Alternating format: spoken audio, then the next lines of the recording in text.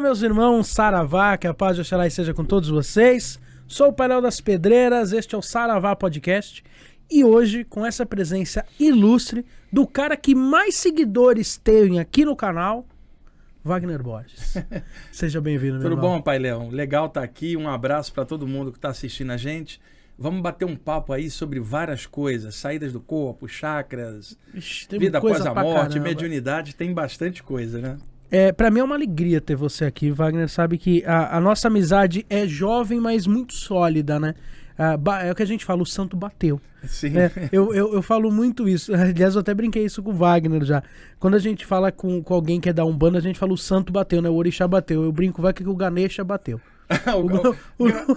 Você sabe que eu sou fã do Ganesha, né? Somos dois. O pessoal que está assistindo a gente, o Ganesha é aquela divindade hindu com cabeça de elefante, filho do deus Shiva e da deusa Parvati, e é o removedor dos obstáculos, né? Então muita gente reza para o Ganesha, só que, Léo, que obstáculo que a gente tem? Não é o problema de fora, que faz parte do aprendizado, até a gente errando e acertando, a gente vai aprendendo. É remover os obstáculos de dentro. Ignorância, arrogância, nossas tolices, nossas coisas estranhas. Então o Ganesha, o removedor dos obstáculos, é levantar o véu da ignorância para a gente despertar. Isso é lindo, né? Eu sou tão fã do Ganesha que... Bom, eu gosto muito da figura do elefante, né? Já falei isso pra você. Eu gosto do Ganesha, eu tenho um elefante. Tem até tatuado, né? Aqui, ó. É o pessoal verdade. não vai conseguir ver, ó. Não é um Ganesha, mas é um elefante com uma coroa de Xangô. O Ganesha, até para a gente aproveitar aqui o bate-papo, tem muitos mitos sobre o Ganesha, né, Léo? Então um deles diz que o Ganesha era um garoto tão bonito que todo mundo que ia estudar com ele ficava tão encantado com a beleza dele que esquecia de estudar. Então o Shiva cortou a cabeça dele, colocou uma cabeça de elefante para dar a seguinte lição: da próxima vez que você buscar conhecimento, não vai ser pela aparência. Esse é um dos mitos. O outro é que o Shiva foi meditar no Himalaia e falou para o Ganesha assim: olha, toma conta da casa da sua mãe, tem um demônio transmorfo que anda por aqui e ele toma a forma de qualquer ser. Ele pode inclusive te enganar aparecendo comigo ou com sua mãe. Toma essa machadinha, essa lança, só entra aqui em casa, sua mãe, você e eu quando voltar. Ele foi, subiu o Himalaia, Léo, e foi meditar. E ficou 1000 anos meditando, e 1000 anos para um Deus era um segundo. Sim. Quando ele volta assim, o cabelo estava grandão, estava barbudo, aí ele desce o Himalaia cheio de fuligem, né, de pó, 1000 anos sentado ali. Chega em casa, o garoto está lá ainda na porta. Quando ele vai entrar, o garoto não deixa, fala assim: você não vai entrar aqui. Aí o Shiva fala: sou eu, seu pai. E aí o Ganesha fala assim: você deve ser o tal do transmorfo que está tentando me enganar. Meu pai não tem barba, meu pai toma banho, meu pai é lindo e você está todo sujo. Você deve ser o tal demônio. E aí armou a machadinha e a lança. E o Shiva falou: sou seu pai, deixa eu entrar. Provavelmente estava doido para tomar um banho, Sim. ver a companheira dele. Aqui você não entra. Entraram num combate, Léo. E o Shiva era mais forte, né? No furor da batalha, cortou a cabeça do garoto, jogou o cadáver no mato. Entrou, tomou banho para esperar a companheira dele chegar. Acredito que pegou uma toalha com o on, deu uma enxugada. Quando ela chega, ela fala: cadê o nosso filho? Ele fala assim: eu matei ele porque ele não queria deixar eu entrar. Ela ficou louca e falou com ele: ou você traz o filho de volta, ou eu não falo mais com você. Aí ele abre o terceiro olho, que é chamado Shiva Netra. Pela clarividência, ele olha na floresta e vê que passou um chacal e comeu a cabeça do cadáver, só tinha a parte de baixo. Ele fala para ela: eu vou entrar na floresta, primeiro animal que eu encontrar, eu mato ele, corto a cabeça e coloco no corpo. Ele vai viver com cabeça de animal, mas vai viver. Quando ele entra na floresta, o primeiro animal que aparece é o elefante. Ele corta a cabeça do elefante, coloca no cadáver e enfia o espírito. Por isso que o Ganesha tem esse formato. E aí, sim, na Índia, tem uma ilustração do Ganesha atrás das portas para proteger a residência. Então, ele, além de ser removedor dos obstáculos, protetor da residência e padrinho dos escritores, que fazem uma prece a ele para abrir o caminho na hora de escrever alguma coisa. Então, uma divindade com uma egrégora fortíssima de, sim, proteção, de inspiração e muito cultuada na Índia. E você sabe, egrégoras são campos energéticos referentes a coisas que os seres humanos pensam e a coisas que existem independente do que o ser humano pensa. Sim. Na verdade, é uma mescla disso tudo. Então, a egrégora do Ganesha ela não está presa só no hinduísmo. Ela acabou se espalhando e é uma referência religiosa para muita gente, até mesmo na Umbanda. Tem vários amigos meus umbandistas que adoram o Ganesha. E dá para sincretizar, né, falando disso, até mesmo com o Exu, né, de tomar conta da porta, né, de remover as coisas. A gente vai falar disso, mas a gente já embarcou aqui no assunto, porque realmente o assunto aqui com o Wagner é assim mesmo. O que você trouxe para o nosso Congá, para a gente começar? Eu trouxe o livro Flama Espiritual, que está esgotado. O livro, ele contém 20 ilustrações feitas pelo Cláudio Gianfardoni. Tem ilustrações desde caboclos até, por exemplo, uma entidade egípcia e outras entidades femininas e masculinas aqui, todo colorido. O livro tem parte celta, tem parte espiritual. O livro é lindo. E como eu fiz sozinho, ele nunca teve editor. E aí a edição esgotou, agora não vai sair mais. Porque as imagens coloridas são muito caras, né? Sim. Então eu trouxe para você colocar aqui pro pessoal. Poxa, obrigado. Ele escreveu aqui, Pailéu, Paz e Luz, Wagner. Poxa, obrigado, Wagner. Nossa, que legal. Eu que adoro imagem, cara. Você vai gostar. São 20 imagens coloridas. E quando eu pedi o Cláudio para fazer e colocar, o Cláudio é um artista genial, eu pedi a ele assim, Cláudio, coloca mestres de todas as tradições, né? Coloca um negro, coloca um índio, coloca uma mulher, para dar uma noção de universalismo, para não ficar preso só naquela ideia de mestre ascensionado, tudo louro de olho azul, né? Então, eu pedi para botar um índio, um egípcio, e daí eu fui mesclando. E tem no finalzinho do livro 7 orações celtas que eu fiz, muito inspirado, tem ajudado muita gente essas orações celtas, porque é um estilo diferente. A oração celta ela é bem para cima, ela não tem lamentação, nem reclamação, ela é uma oração proativa, buscando no todo que está em tudo melhorar. Nossa, que lindo, eu tô já viajando aqui nas imagens. Que lindo, esse aqui é o Lanto, não é? É o Lanto. Que lindo. O Cláudio, ele adora os mestres da Fraternidade Branca, ele faz muitas ilustrações. Não sei, deixa eu ver aqui que eu tô. Esse aí é o Krishna, na visão dele. Krishna. Mas tem uma chinesa aí também para representar a Kuan Yin. Nossa, apenas eu não coloquei os nomes para não prender as pessoas em.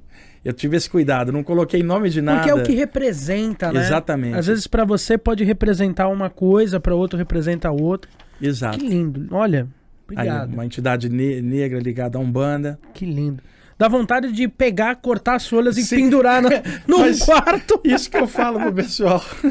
Que lindo, cara. Poxa, obrigado, Wagner. Wagner, vamos começar então o nosso bate-papo, já que nós já começamos. Vou te começar com uma pergunta já polêmica. Wagner Borges, qual a sua religião?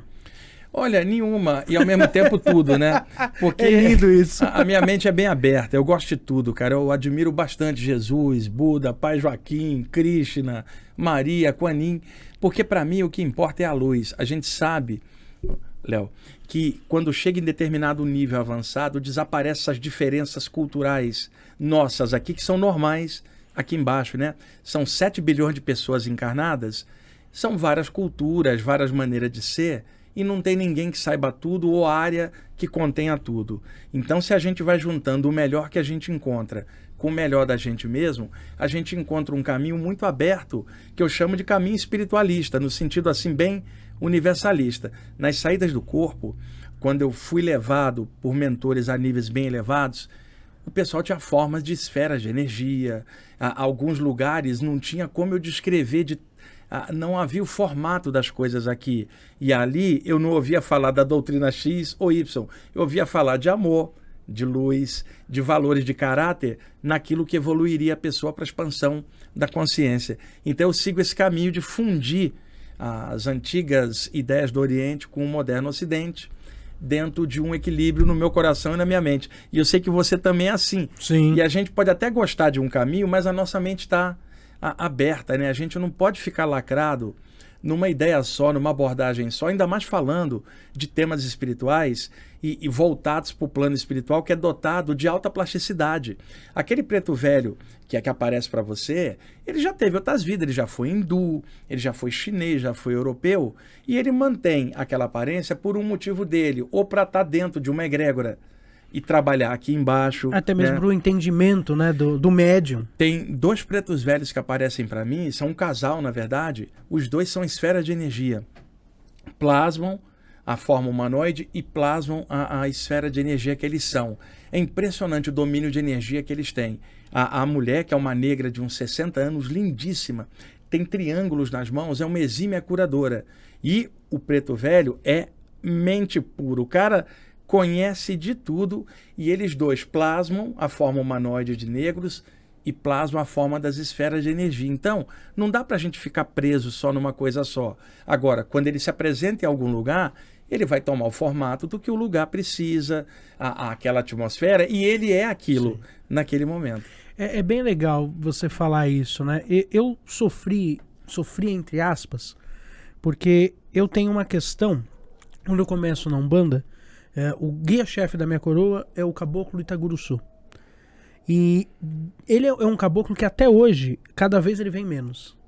Ele trabalha muito na egrégora da casa, igual, por exemplo, ritos especiais, como coroação, amancia, ele sempre está, mas ritos de consulta ele cada vez vem menos. E sempre foi assim. E aí eu lembro muito desde o começo dele sempre falar assim, eu não sou um índio, não me veja como um índio. Ele usa um cocar e para quem o vê, né, no trabalho de Umbanda, ele dá os seus brados, porque aquilo é uma roupagem fluídica umbandista. Mas desde o princípio, até que um dia ele se apresentou para mim através de uma psicografia. Quando ele fez a psicografia, eu falei, nossa, eu sou Itaguruçu. Só que ele não assinou, ele assinou com o nome que ele teve em vida.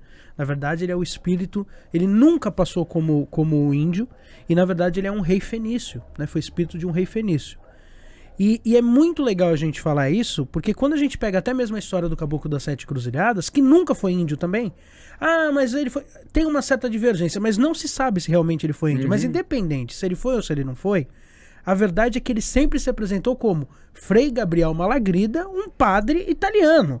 Então, é legal nós falarmos sobre isso. E aí quando você vai falar disso de uma entidade, igual por exemplo o Pai João, que tanto foi um preto velho como um negro escravizado, mas também foi um mestre tibetano, ele vai trazer os valores tibetanos para o trabalho dele. Sim.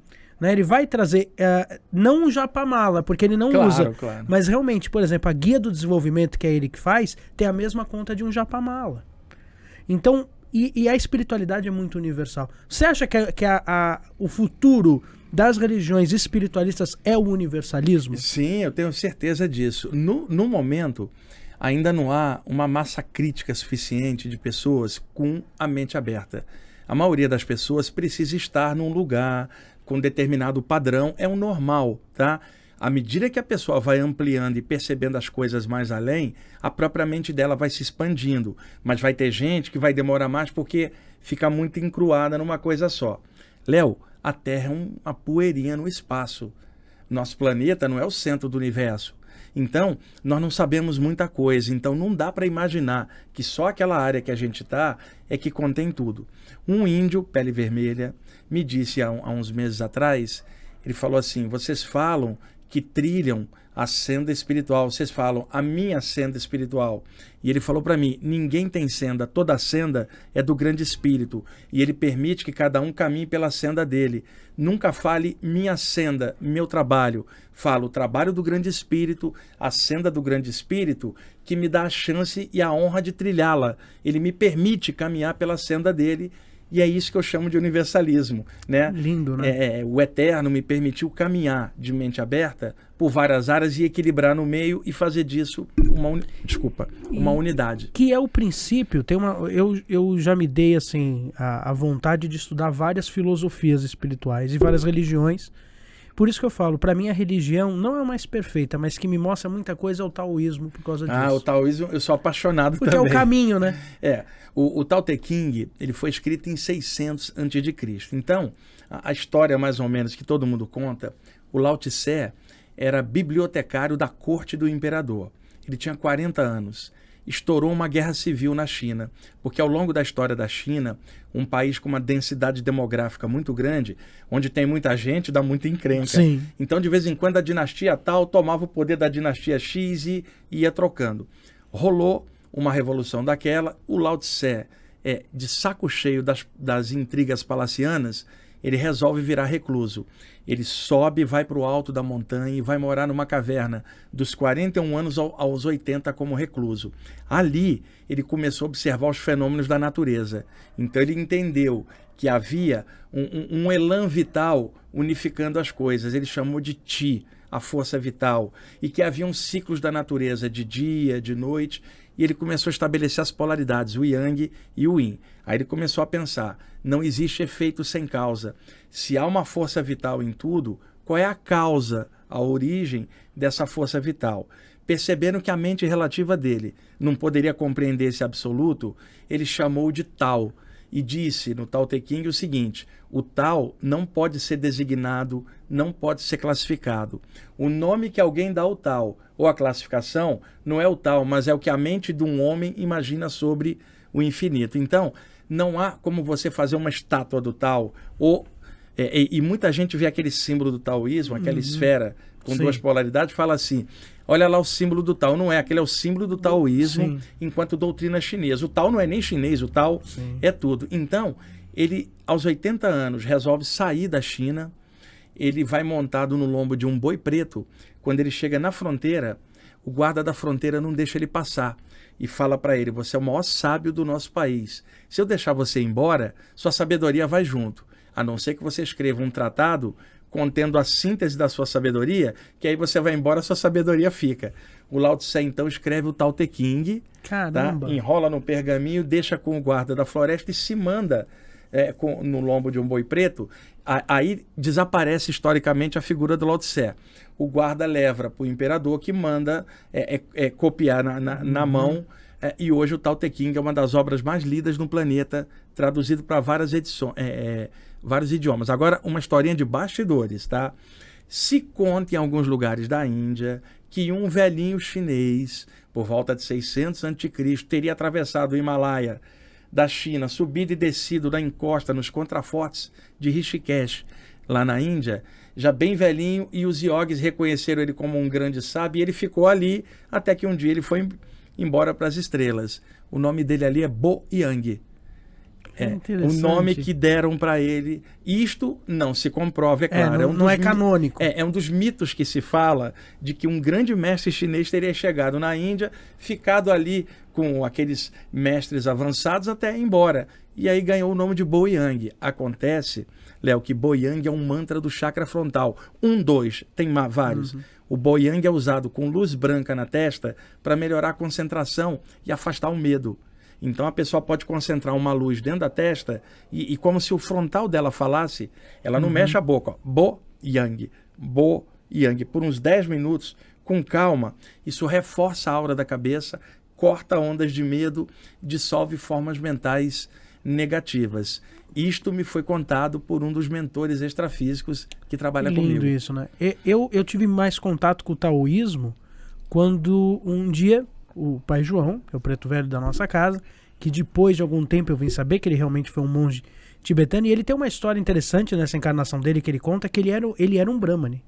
Só que aí ele abandona o hinduísmo e vai viver no Tibete. Ele abandona uma tradição para viver outra tradição. E aí ele vai viver como um monge tibetano. E aí me veio isso quando eu fui procurar o taoísmo, porque um dia ele fala uma frase e eu falei, pô, que frase interessante. Ele falou a seguinte frase: não importa onde se chega, e sim o que se aprende no caminho. Sim. E eu olhei e falei, nossa, mas isso é profundo, né? E aí ele falou pra mim, quer saber mais disso? Procura, você vai achar. E aí, e é engraçado como o taoísmo está dentro da minha cultura na minha casa. A minha casa tem como tradição não dar nada de mão beijada. E sim, você quer saber?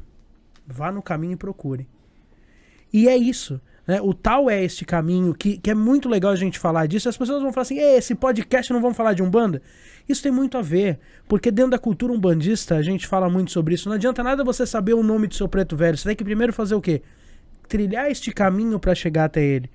Até São Francisco usava o Tao, né?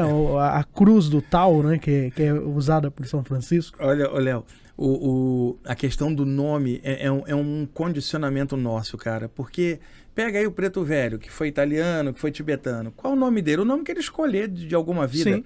As pessoas ficam assim, qual é o meu guia, de que falange ele é? Isso não tem importância no mundo espiritual. O que tem importância é o caráter da pessoa, é o que ela pensa, o que ela sente, o que ela faz. Por exemplo, tem vários dos mentores que aparecem para mim nas saídas do corpo principalmente, que eu não sei o nome e também não pergunto nada.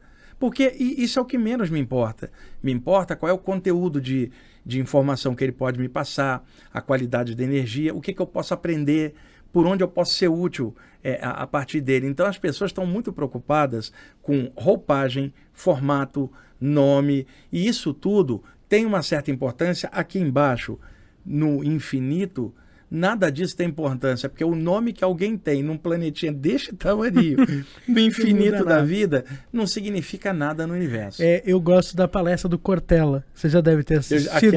Aquilo é maravilhoso, né? Você tá na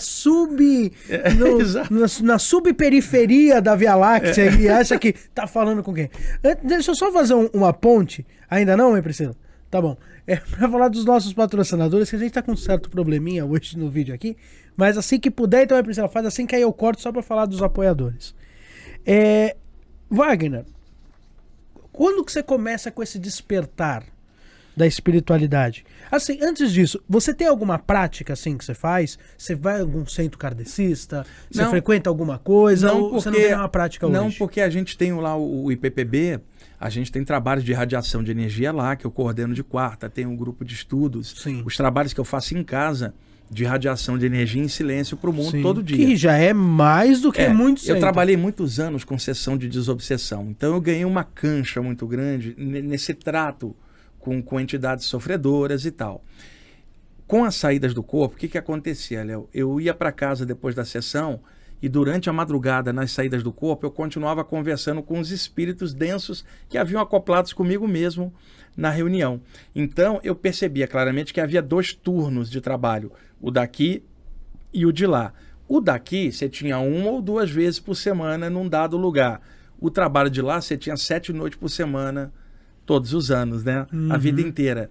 Então, quando eu abri um pouco mais para o lado da saída do corpo, aprofundei um pouco, eu percebi que eu poderia fazer lá o que eu faria aqui por uma outra via. E como eu trabalho com palestras, cursos, com esclarecimento, você está dando uma palestra, você sabe, não tem só pessoas encarnadas ali, tá assim de entidades. Sim. Então você está fazendo um trabalho de desobsessão na palestra, porque enquanto você vai conversando, os mentores vão dando uma limpada, mexendo e já fazendo aquilo no atacado, não no varejo. Então tem diversas formas de fazer esse trabalho. Sim. E eu comecei quando eu tinha 15 anos, lá no Rio de Janeiro, com saídas do corpo espontâneas. Eu deitava para dormir, Léo, acordava paralisado, não conseguia me mexer, não conseguia abrir os olhos. Aí a minha aura estufava e eu me sentia flutuando naturalmente por sobre o corpo. Com 15 anos? 15 anos, no Rio de Janeiro, década de 70. Eu vou fazer agora em setembro 60 anos. Eu estou mexendo com isso esse tempo todo.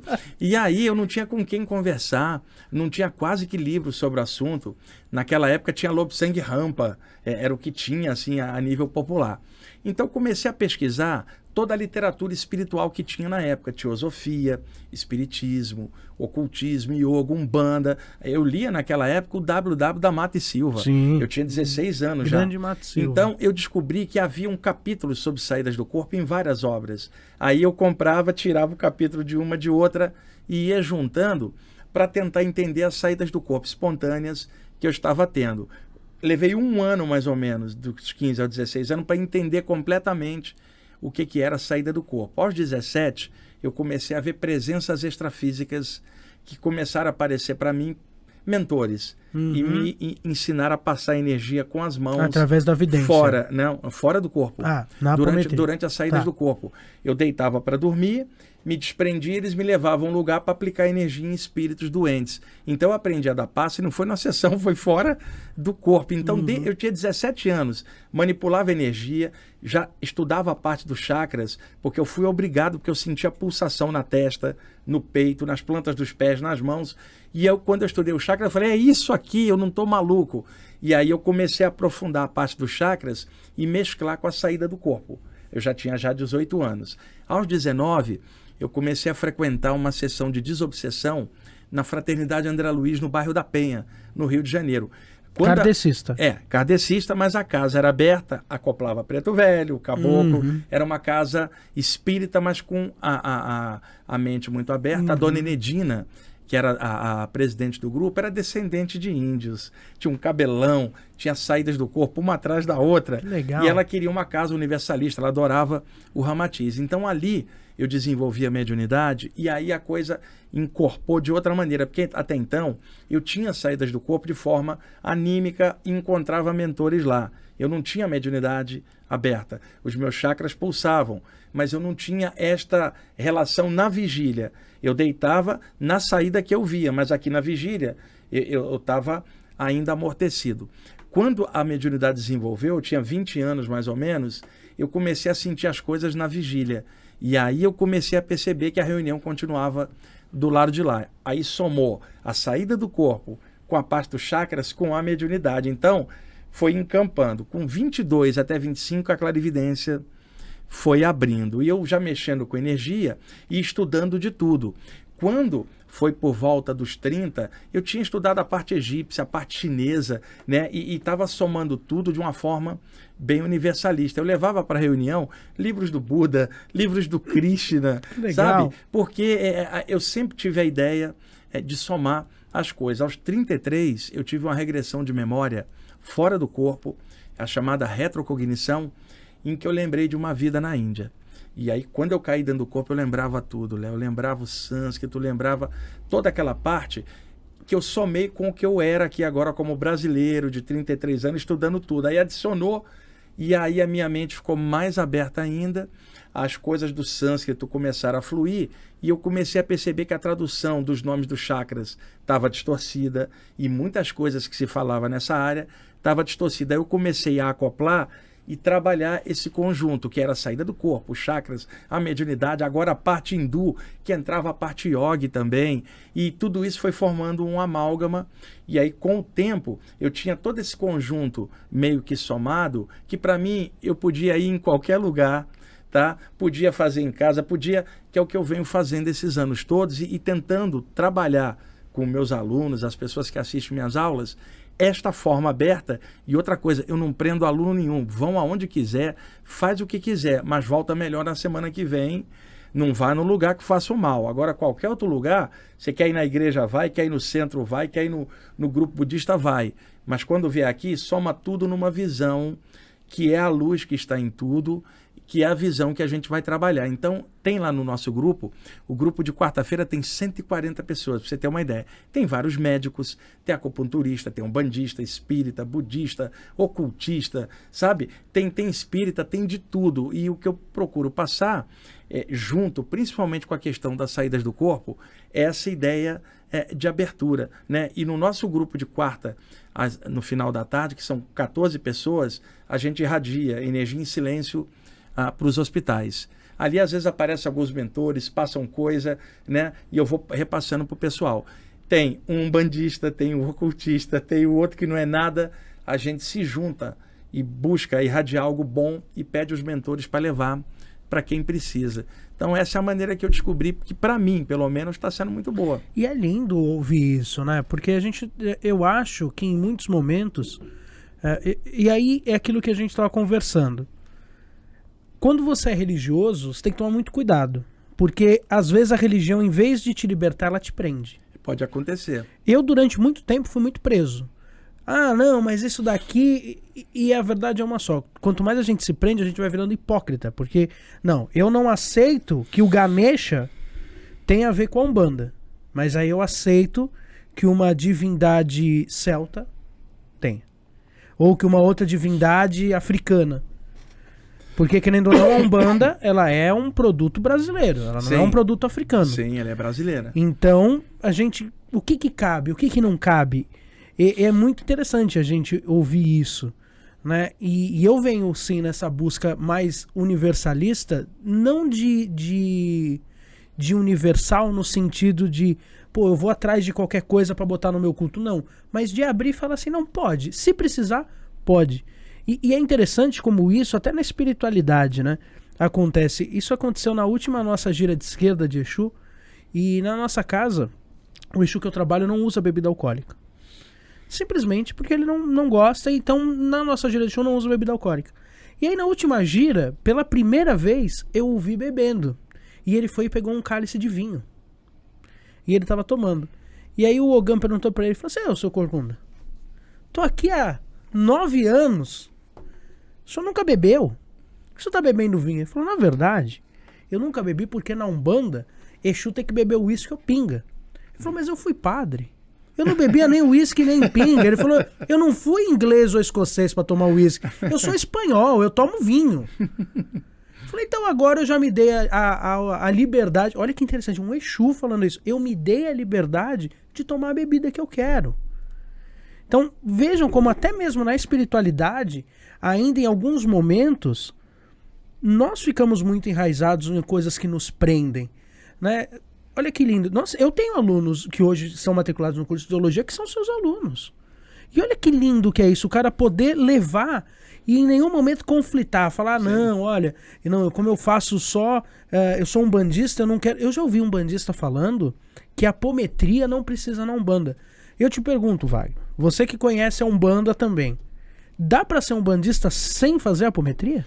Olha, o trabalho de Umbanda, principalmente para desmanchar coisa pesada e desbloquear coisa pesada, tem que somar um monte de ferramentas. Não dá para trabalhar de um jeito só.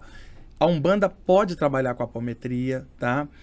Não vai trabalhar com a apometria como é feita, por exemplo, num grupo espírita. Ela vai trabalhar como Umbanda que ela é, mas ela pode associar as ferramentas da apometria dentro da prática. Isso aí ajuda. E outra, pode somar outra ferramenta de outra área.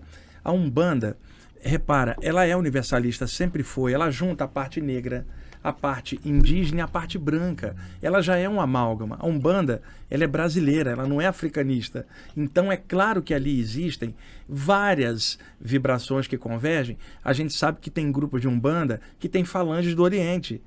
Então não dá pra gente fechar a cabeça e achar que só tá tudo ali. E a Umbanda, como ela é muito eclética, ela vem mudando ao longo dos anos. A Umbanda, ela tem o quê? 100 anos, 1908 para cá, né? Lá em Niterói e tal. Pois bem, ela ainda está em construção, não tem nada pronto em nenhuma área, tudo sempre está em constante mudança. Se a gente for olhar a Umbanda daqui a 50, 100 anos, ela será diferente de hoje, não na base, mas na manifestação que vai estar mais ainda aberta. O problema é que muita gente que está dentro de uma área, seja Umbanda, espiritismo, ocultismo ou qualquer outra área, às vezes vem de uma religião tradicional, né? Despertou para o lado espiritual e começa a ficar ali, mas ainda com o conservadorismo da parte anterior, que mantém a pessoa às vezes com a mente trancada, porque já não admitia abertura no ponto anterior, traz a fechadura para dentro da Umbanda. As entidades de Umbanda, elas são ecléticas. Agora, existe em todas as áreas gente de mente fechada. E na Umbanda também tem uma coisa que eu nunca concordei, porque nas saídas do corpo eu via de forma diferente, tipo assim, se você sair, sua vida vai dar para trás. Nossa. Imagina... Alguém vai te prender. Imagina um guia espiritual ameaçando o outro. Isso não bate para mim, porque o respeito que se tem pelo livre-arbítrio é enorme. Então, quer ser feliz? Se você está feliz em outro canto, o importante é você estar feliz, não interessa onde. Se aquele canto é da luz, não importa que você saiu daqui e foi para lá. O ideal é você continuar funcionando. Não quer ir grupo algum, funciona sozinho. O que não pode é deixar de crescer. Então isso ficou muito estratificado.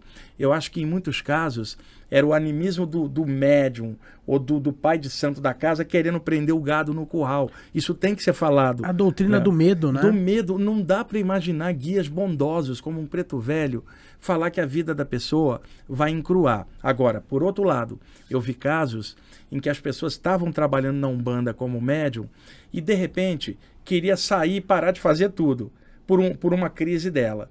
Aí o preto velho alertava, você em outra vida foi feitor, machucou muita gente da raça negra, você se comprometeu antes de descer para trabalhar como médium dentro da vibe da raça negra para você resgatar isso, né? Seria bom você não sair e continuar, porque você está dentro de laços kármicos que vão manter você dentro dessa tradição. Aí é uma outra coisa. Diferente de você falar assim, olha, se você sair, sua vida vai dar para trás, os obsessores vão te pegar. Isso também existe na área espírita. Toda área tem o bicho papão. Toda religião, né? Ou é o obsessor, ou é o diabo, ou é o mago negro, ou é o ser trevoso, ou é que você está desviado da programação existencial.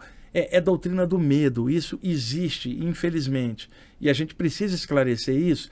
Mentores espirituais não ameaçam, respeitam as escolhas das pessoas, mesmo que eles não concordem com ela, porque eles também estão aprendendo a flexibilizar a mente. Eles são firmes no trabalho, mas não são radicais nas opiniões. Há uma diferença entre firmeza de um trabalho, você não deixar dúvida, e radicalismo, que é a exacerbação da opinião. É legal você falar disso, porque assim, esse canal é um lugar de fala desse jeito, porque eu faço muitos vídeos falando disso. Essa doutrina do medo que é colocada. O umbandista é o único, e eu sou umbandista como religioso, e a Umbanda é a única religião que ela te proíbe de cultuar. É inacreditável. Você pega o kardecista, você como já foi muito tempo, faz o evangelho no lar. Ele fala, faça o evangelho no lar. Você pega o evangélico, olha, ore todo dia, né? Tem o seu momento no dia para orar. Você pega o católico, olha, faça suas orações, faça suas rezas, reza o terço na sua casa. Você pega o hinduísta, ele faz as rezas mais na casa dele do que no templo até. O budista, mesma coisa, faz os mantras e tal. O muçulmano faz quantas orações por dia? O judeu. O umbandista é a única religião que fala assim, não ouça ponto em casa, não reze, cuidado, não acenda a vela, porque se você acender vela na sua casa, você vai chamar o obsessor. Não faça isso na sua casa que você vai chamar não sei o quê. É inacreditável como ainda essa doutrina do medo, e vou ser bem sincero, isso é enraizado no quê?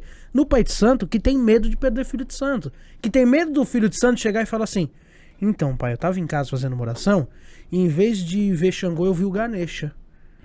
E aí o pai de santo não sabia explicar aquilo. Então essa doutrina do medo que é colocada, a gente tem que combater na nossa religião, e assim, combater ferozmente, porque nós estamos criando vários médiuns limitados. Sim. E a espiritualidade não quer essa limitação. Porque eu falo isso na minha casa, eu não obrigo, mas eu falo para os meus médiuns, em casa, medite, entre em conexão, bota a ponta, acende vela. Falei, só não incorpore, porque incorporar é assistência. Exatamente. Se você for incorporar, você tiver uma bela segurança espiritual, se você for incorporar para curar o câncer da sua mãe, incorpore que eu ainda vou te aplaudir. Agora, se você for incorporar, que você nem sabe o que você está incorporando, para aparecer para a vizinha, não faça. Sim. Mas eu não preciso incorporar, eu posso muito bem fazer uma irradiação, meditar. E aí eu já emendo até uma pergunta. A gente falou de conservadorismo. Dá para ser conservador espiritualista? Não, fica complicado. Porque você vai ficar com a mente lacrada. É claro que a pessoa pode estar dentro de uma linha, estar feliz só com aquela abordagem e tal. Mas ela não tem como não admitir que outras culturas produziram conteúdos muito legais e que outros estão caminhando por áreas diferentes e chegando no mesmo ponto comum, que é a melhoria do caráter. Isso aí não tem como a pessoa, senão vai ficar aquela velha história, só Jesus salva, por exemplo, do cristianismo. Não dá.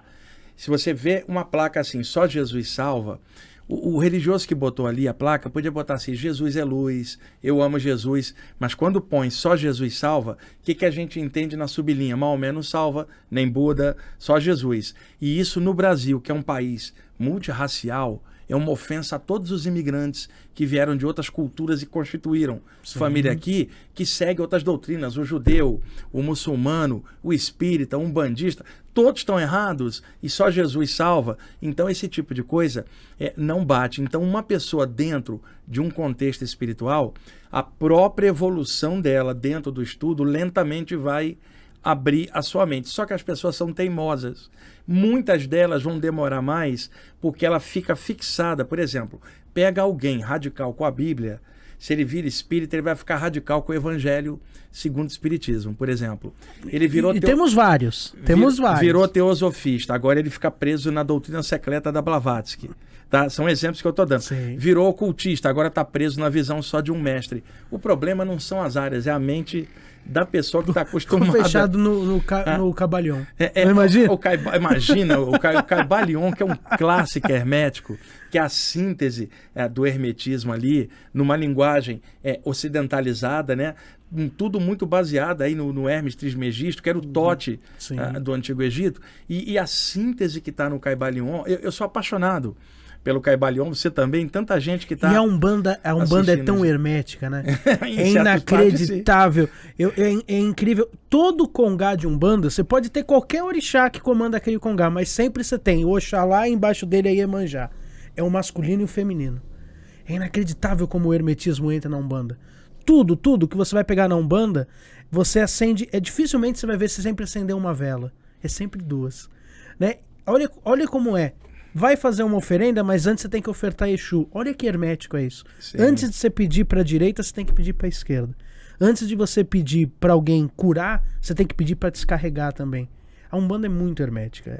O dia que um umbandista pegar o Caibalion para ler, vai falar, nossa, Léo, eu já pratico isso há muito tempo. O que você estava falando antes da pessoa fazer uma prática em casa, isso também havia em outras áreas. No espiritismo, não hoje, mas 30, 40 anos atrás, se falava assim, não mexa com essas coisas em casa. É claro que trabalhar a mediunidade em casa não é uma coisa interessante, porque a pessoa está exposta, está com a janela aberta, a não ser um médium com uma capacidade muito boa, que tem a segurança de irradiar em casa junto com os guias. Mas, via de regra, a mediunidade é melhor você estar dentro de um grupo. Agora, o trabalho de chakras, pulsar a luz, a prática yoga de respiração, você não pode fazer em casa, você está de sacanagem. É igual você falar assim, você só pode fazer exercício na academia, no saguão do teu prédio, você não pode fazer. Então, e se dizer, tudo isso é perigoso. Era muito mito, e vamos falar claro, ignorância, sobre saídas do corpo. Tipo, não faça em casa, irmão, a pessoa vai dormir aonde? Se a pessoa não tem como, se né? rola durante o sono. Né? E outra, não mexa com chakras, não faça a prática anímica. A anímica é o seu, você pode fazer. Seria muito legal, as pessoas que estão assistindo a gente, tira um tempinho para meditar da maneira que quiser, para quebrar o estresse.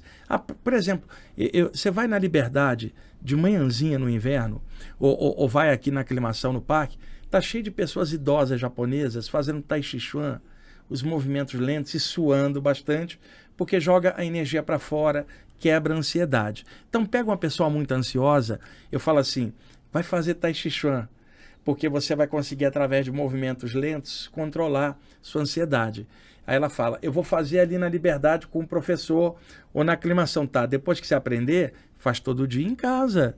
O que você pode estender as mãos, manipular o Chi, a energia nas posições que você quiser. Não é você o professor, é você e o Chi. Você é a energia, o tal está em tudo. Então, é preciso que as pessoas se libertem da presilha grupal. Elas têm que ter vida individual. E outra coisa muito importante, isso para qualquer grupo, Léo. E eu trabalho com grupos há anos.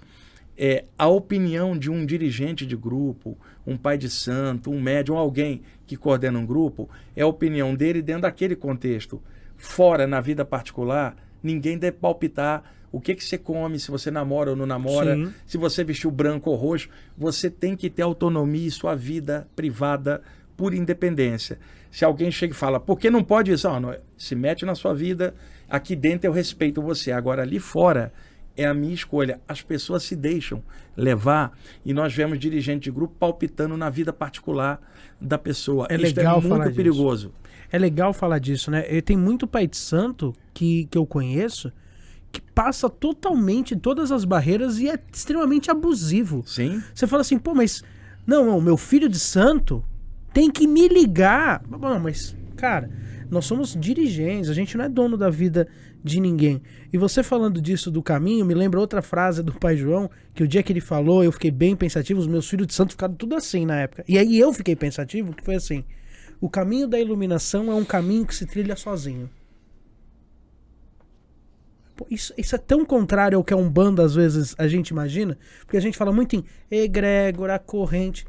A corrente é para o trabalho, mas o caminho da iluminação, ninguém pode iluminar pelo outro. É o individual. Você. É sozinho. Você tem que... É você... Não adianta, eu não tenho nenhum poder de pegar meu filho de santo e falar assim, vem cá que nós vamos abrir seu terceiro olho e botar uma energia ali. Não consigo fazer isso. É uma prática dele. É ele que tem que ir atrás, é ele que tem que se conhecer. E é legal a gente falar isso, o quanto é importante nós nos conhecermos espiritualmente. Sim. E quando a gente se conhece, tudo fica mais fácil, né? E outra coisa, não pode ter dependência do grupo nem do líder do grupo, porque senão você vai perder O dia que esse líder morrer, exatamente. acabou. Agora, tem também outro lado, que é a dependência dos guias espirituais. Ficar perguntando tudo, querendo orientação para tudo. Claramente, outro dia, um preto velho que apareceu para mim, eu gravei isso até para o meu programa de rádio, ele falava assim, que os médiuns e as pessoas não dependam dos guias espirituais para dizer o que eles têm que fazer, porque quem reencarnou foi eles, não foi o guia. E a pessoa, ela aprende inclusive no erro. Imagina, você dentro da sala de aula, na hora da prova, o professor te dá cola. Então, muitas coisas, a resposta que o mundo espiritual dá é o silêncio. Fala assim, quantas vezes eu perguntei coisas fora do corpo e a resposta que eu tinha é assim, vai estudar. Não me davam a resposta. Outra coisa, medita que você encontra a resposta. Você desceu para aprender isso. Eu não posso te falar a resposta, senão eu tiro o valor da experiência. Valoriza a experiência. Então, muita gente ficou muito siderada em pegar orientações. É claro que numa via espiritual, você quer uma orientação, por exemplo, você pergunta para um guia, eu estou sentindo uma pulsação de luz aqui na minha testa. O senhor acha que eu poderia desenvolver melhor? Ele pode dar uma orientação porque está dentro da esfera de ação dele. Agora só, meu guia, eu tenho uma parceira e agora eu me apaixonei por uma outra. E eu não sei com quem eu fico. O que o senhor acha? Tá de sacanagem. A entidade não vai poder dar palpite na escolha da pessoa. Aí a pessoa pergunta, vai falar, e se eu errar? É tua experiência, porque no erro você também acerta. E foi você que reencarnou. Suas escolhas são suas. Então, muita gente criou dependência para pegar a orientação espiritual. Mas quem reencarnou foi elas. E na hora da prova não tem cola não. Vai ter que desenvolver, vai ter que vencer a si mesmo. Vai errar, vai acertar. Vai errar e vai acertar. E vai melhorando. A função dos guias é como se fossem professores da consciência. Eles orientam, mas não pode fazer a prova pelo aluno. Pode dar uma pista de algo que vai cair na prova, estimular o aluno a estudar. Mas quem está dependendo da nota para passar de ano é o aluno. Eu acho que a Terra é uma escola, melhor, o universo é uma escola, a Terra é uma das salas de aula, corpo é uniforme. Os guias são os monitores, que dão uma focinha enquanto o aluno está envergando. Quem é o professor? Deus. Esse é o... E o diretor da escola? Olha, tem um monte de diretores. O professor é o eterno que está em tudo. Agora, existem muitas consciências elevadas que monitoram o desenvolvimento de raças como a nossa. A gente não pode pegar o parâmetro do ser humano da Terra e aplicar no infinito do universo. Então, aqui, na nossa sala de aula, que é aquela sala de aula ali na periferia, na subperiferia do Cortella, né? Está ali aquela sala de aula onde os alunos são violentos, brigam entre eles, quebra a carteira, bate no professor. É complicado ali. Então, os professores que vêm ensinar nessa sala de aula difícil, eles vão ter que ter uma didática e dosar o conhecimento no nível daqueles alunos. Então, tem coisas que são estudadas em outros lugares do universo que a gente não tem nem ideia, porque a gente piraria se estivesse estudando. Agora, para a experiência da Terra, os guias espirituais que trabalham aqui em todas as áreas, eles estão trabalhando com a gente enquanto seres humanos, não estão trabalhando com a gente no plano mental. E enquanto ser humano, você tem a dificuldade material, as coisas do aqui e agora. Então eles não vão chegar e pedir algo que não seja factível. Não vai pedir a um de nós, que ainda está tropeçando e aprendendo um monte de coisa, o nível de um mestre. Nenhum deles vai cobrar isso da gente, porque nem eles também sabem tudo. O que eles vão cobrar da gente? Se esforça, né? Não desiste jamais de bons objetivos, mesmo quando você está pressionado por tudo de ruim. Não desista da senda espiritual, porque isso é um caminho de dentro e a senda nem é tua. Você está tendo a chance de caminhar por uma senda. Se você está na Umbanda aqui e está funcionando, ótimo. Se amanhã você sair e vier para o Espiritismo e funcionar bem, ótimo. Ou vice-versa, depois vai para essa área ou em área nenhuma, mas não deixa a tua senda apagar, porque é o valor que o grande espírito permitiu a você. Quando se fala de sair de um grupo que dá para trás, é sair de si mesmo. Isso é anestesiar e isso acaba atraindo coisas mais densas. Mas o caminho que a pessoa escolher, Léo, e ela tem direito de trocar o caminho a hora que ela quiser, ainda mais se não estiver batendo as ideias. E correções de curso, né? A pessoa sai daqui e vai para essa área, ao mesmo tempo tem uma daqui que vai para cá. E é assim mesmo. O importante é a pessoa não perder de vista o discernimento, a luz. Imagina, um curador, tá? Um médium de Umbanda. Ele vai fazer um curso de reiki e agora ele fica só fazendo reiki. Ele está funcionando, tá? Ele não deixou de trabalhar, ele mudou o método. Se ele está trabalhando, os guias espirituais não vão deixá-lo, porque vão ajudá-lo no reiki, porque ele está ajudando terceiros. Aí amanhã ele vai fazer cura prânica, sabe? Eles também vão, se a pessoa estiver fazendo cura prânica para ajudar os outros. Aí a pessoa fica em casa e irradia a luz todo dia em silêncio para o mundo. Eles vão ajudar. Então não é a questão de um grupo X ou Y. A questão é de trabalho, de estudo, discernimento. Seja lá onde a pessoa for, que ela faça algo positivo. É o que o mundo espiritual pede da gente. É, legal. Quando você fala isso da lição, muita gente tem procurado, principalmente quem é pai de santo, para falar da pandemia. E eu já falei isso várias vezes, a pandemia não vai ser explicada agora. A gente está no meio da prova. Sim, sim. A espiritualidade só vai falar o dia que a gente passar de ano. Sim. Passou. Então agora era isso aqui que vocês tinham que ter aprendido. Não aprenderam, volta e vai ser pior. Ou então, parabéns, aprenderam. Mas antes disso a gente não vai ter. Mas eu quero partir por algumas perguntas. Já, daqui a pouco a gente até vai para as bolinhas. Mas antes, podemos falar agora dos patrocinadores? Então vamos falar agora dos nossos patrocinadores que estão aqui na nossa tela. Que temos a vinda de outros patrocinadores. Nós temos a Flor de Quanim, que sempre monta esse kitzinho aqui, que eu vou entregar pro Wagner já. Oba! Então, a Flor de Quanim, que é uma loja de pedras de um filho de santo meu, ele vende vários artigos esotéricos. Vou dar um spoiler que tem um Ganesha aqui. Então, Oba! Temos alguns presentes. Além da Flor de Quanim, o Pai Newton que esteve aqui, ele tem... Você é adepto de tomar banho? Eu adoro. Ó, temos um banho... Pai Newton, que é um grande amigo meu, e ele é um pai de santo. E olha que interessante, ele também é todo esotérico, ele adora cristais, e ele está hoje fazendo um trabalho de convergência de o uso de florais com a Umbanda. Olha que interessante, ele usa os florais de Minas. Você já ouviu falar dos florais de Minas? E é interessante. Temos a Vela Aro, que está aqui, também patrocinador nosso, uma fábrica de velas. Então um abraço aí para Karen e todo o pessoal da Velas Aro. E esse pessoal que é da Bioconecta, vou ainda demorar para saber o nome, daqui a pouco vai aparecer aqui. E o que é interessante, este banho é um banho de ervas que dura 60 dias fora da geladeira. Ele conseguiu fazer isso. E não é nada químico. Até mesmo, ó, dá uma cheirada pra você ver o cheirinho que ele tem. Esse é um banho de prosperidade com flor de laranjeira. Aqui, ó, Bioconecta. E dura, isso é uma coisa de quem é um bandista, né? Quem tem o tempo um pouco mais difícil, né? De preparar o banho. E aí, às vezes não dá tempo de tomar. Você prepara um banho ou compra lá com ele um banho. E não é mentira, gente. Não é cheirinho gostoso, não. É muito cheiroso, mas é erva mesmo. Ele prepara... Isso tá incluído na bolsa ali? Tá incluído. Eu vou falar uma coisa que eu fiz. Esse daqui é o meu. E eu ainda não usei. Aí eu comprei um potinho. E vou te dar um pouquinho. Fique legal. Tranquilo. Mas a partir do próximo já teremos para o nosso convidado. E ele inventou isso, um banho que dura 60 dias fora da geladeira, sem estragar. Isso é bom para nós, que às vezes não tem tempo, às vezes, de preparar um banho, como também como ferramenta. Então, Bioconecta, conheçam lá o Pai Newton. Isso do floral que ele falou é maravilhoso. Um dos florais que ele usa para gira de preto velho, que conecta bastante com aquilo que o preto velho quer para deixar as pessoas calmas, tal, é, por exemplo, a flor da arruda, a flor da guiné. Ervas que os pretos velhos já usam na Umbanda há tanto tempo. Então, olha como as coisas vão se convergindo.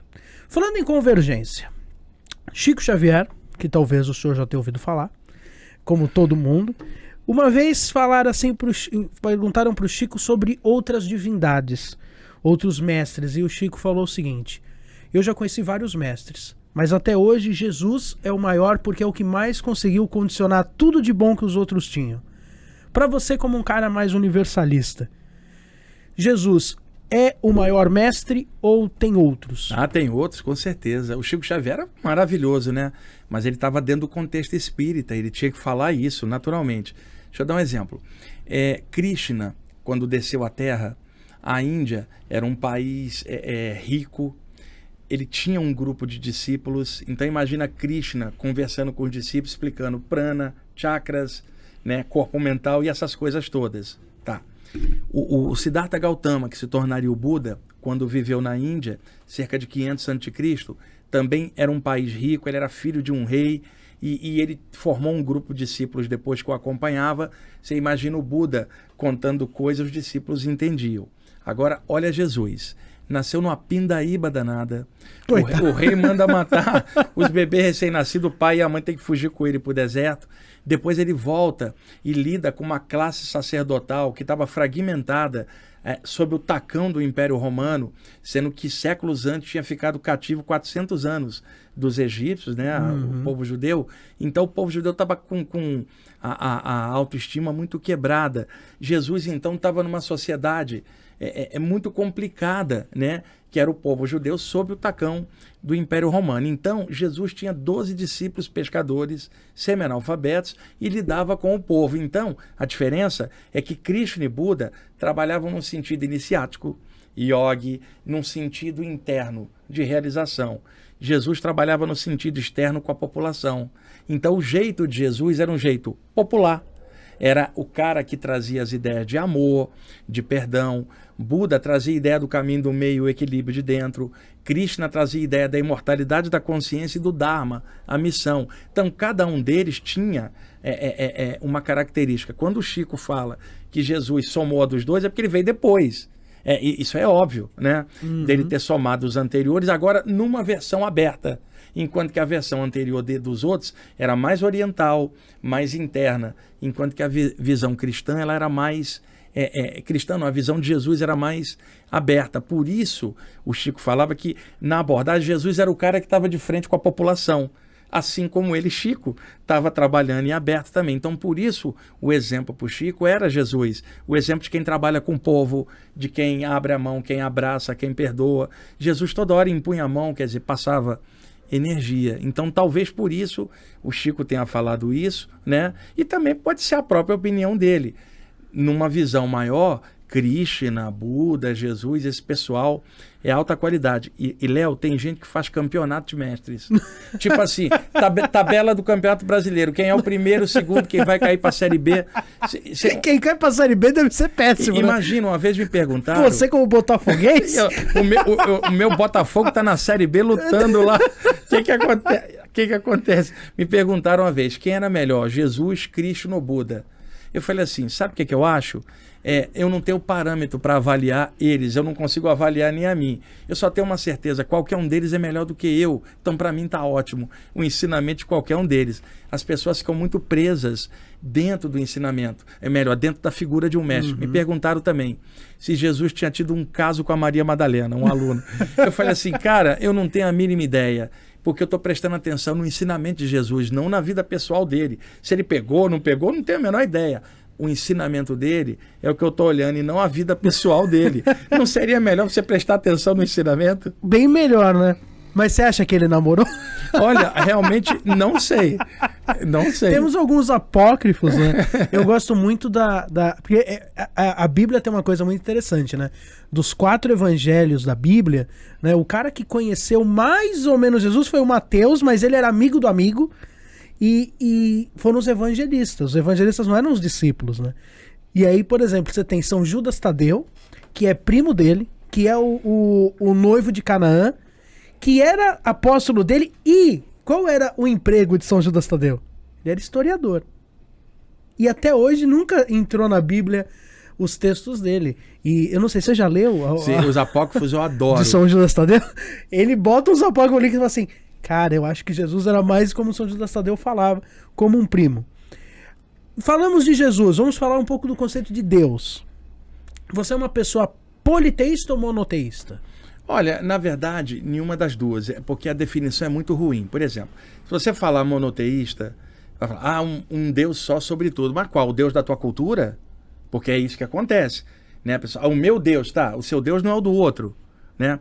Tá, se falar que é politeísta, você vai falar de 1000 deuses, né? Então, uma vez perguntaram a um mestre da Índia, por que a sua doutrina devociona milhares de deuses e não um Deus só?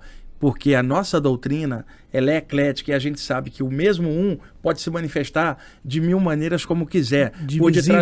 Por detrás dos 1000 nós temos um nesses 1000.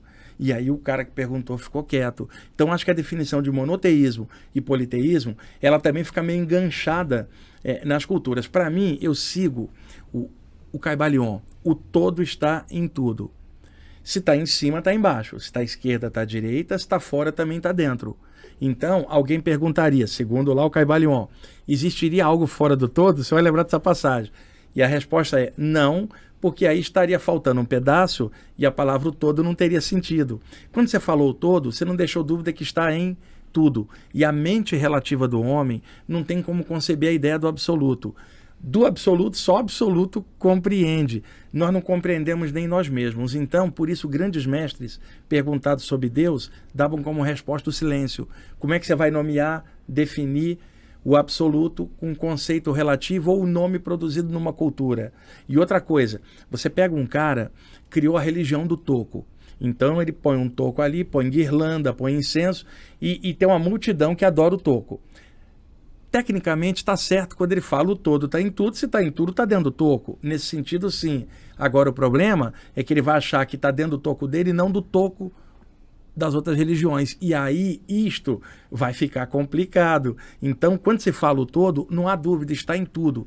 Desde um turbilhão galáctico a uma partícula de energia, um grãozinho de areia, um buraco negro. Não há dentro, fora, não há como. Conclusão, não temos como definir, né? Porque ele é um e ele é muitos, ele é o com forma e sem forma. Ele é o que eu acho e é o que eu não acho também. Porque o que eu acho é pequeno e o que eu não sei é infinito. Então, o próprio plano material é infinito. E se fala de multiverso, e se fala de outros planos. Quer dizer, não há como conceber sequer a criação, quanto mais criador. Por isso tem coisa que não dá para a gente entender, só dá para sentir. E o que a gente sente não dá para explicar. É lindo. Nossa, a conversa hoje por mim teria 12 horas, porque é legal falando do Cortella. O Cortella, eu vi uma palestra dele esses dias que ele fala a questão da prioridade. E é inacreditável como o ser humano tem um certo problema com o total, né? Até mesmo no absolutismo. Pode perceber, né? Você tem um rei absoluto, mas sempre você tem que ter a figura de 2, 3 ministros para ajudar o rei. O ser humano nunca consegue ser focado numa coisa só. E aí o Cortella fala dessa questão da prioridade. Que ele fala assim, prioridade é uma palavra que não existe plural. Se você fala assim, não, eu tenho 2 prioridades, você já não tem prioridade. Sim. Porque prioridade é uma coisa só. Sim. Então se a gente fala que Deus está em tudo, aí começa, tá... Mas Deus tá no... Tem até acho que é uma tirinha do... Você já assistiu as tirinhas de um sábado qualquer? Sim, eu gosto Cara, muito. eu adoro o Carlos Divertido. Rosa. Aquilo é maravilhoso. E eu não sei se é uma tirinha dele ou um dos Portas dos Fundos que fala assim, que Deus fala assim, você tem que amar a todos. Aí um cara levanta a mão. Mas e o José? Não, porque o José, ele pesca peixe diferente de mim. Não, tem que amar o José. Ah, tá bom. Aí vem o outro e fala assim, não, mas... E a Maria? Porque a Maria, ela tá usando um sari lá diferente. Então, é inacreditável como a gente tem um certo problema com a palavra todo. Sim. Se é pra amar a todos, ame a todos. E aí o budismo entra, falando do Gautama, que eu acho maravilhoso, de um ensinamento dele que ele fala assim, amar aqueles que pensam igual a você é fácil. Sim. O difícil é amar o diferente. E aí ele fala nessa diferença, tem um ensinamento, não é dele, é do Osho, que fala que você deve ir aonde ninguém vai e mergulhar no ruim. Porque gente para ajudar o lado bom, sempre tem. Falando já, puxando isso da apometria, muitos médiuns da minha casa fazem hoje apometria, inconscientes ainda, e muitos falam assim, a maioria das pessoas que eu falo de apometria falam assim, eu fui fazer apometria, fui para umbral, fui resgatar, fui não sei o quê. É inacreditável como a maioria da gente que faz apometria, a gente sempre vai para os piores lugares. Porque o lugar bom já tem muita gente ajudando. Eu posso falar este outro ângulo. Por exemplo, muito discípulo acha que o seu mestre, quando parte, vai para o lugar mais alto do plano espiritual. Léo, aonde é mais necessária a presença de um mestre, onde tem sofrimento? Sim. Então eu sempre brinco. Se você vai para o céu, não vai encontrar nenhum mestre. Se você for para o astral inferior, você vai encontrar um monte deles ajudando pessoas infelizes. Então, se grandes mestres descem para fazer resgate, por que a gente que está aqui mais próximo e ainda envolvido em muito resgate que se faz, às vezes é resgate nosso, de coisas antigas também. Então, o trabalho de cura tem que ser para o doente. O médico, ele tem que ir ao hospital. O médico não tem que ir para o paraíso. O médico é útil no hospital. Então, trabalhadores espirituais que trabalham com apometria, ou com desobsessão, ou com desmanche de trabalho pesado em qualquer área, vão ser projetados fora do corpo durante o sono pelos guias para ir no ambiente pesado para continuar o trabalho. E outra, vão haver ataques espirituais das trevas sobre trabalhadores que fizerem este tipo de trabalho. O que acontece? O Garrincha e o Pelé, quando jogavam, precisava de 2, 3 marcadores. O perna de pau ninguém marcava. Trabalhador espiritual e grupo que não sofre uma pressão do astral inferior é porque esse grupo não é de nada, não está fazendo nada. Porque se fizer num planeta como o nosso, com a humanidade como a nossa, um trabalho de luz, vai haver uma pressão das trevas. Então qual é o motivo para trabalhar? Quanto maior a pressão, maior a luz. E a gente vai vibrar para que mesmo os que pressionam também encontrem a mesma luz, porque o todo está em tudo. A gente tem que ter esse pensamento, senão fica aquela coisa tipo ringue de batalha. Eu sou da luz, ele é da treva e nós vamos lutar. Nós não estamos numa luta. Quem luta é o ego da gente. O que a gente quer é melhorar e a gente sabe que o todo está em tudo. Mesmo aquela entidade trevosa, ela é uma partícula do todo. Apenas ela encapa a própria luz com ideias negativas que criam uma aura pesada, cheia de forma mental maldosa. Se você quebrar esse padrão e achar nele a luz essencial, o cara desaba, se revela um ser como os outros e aí os mentores começam a tratar.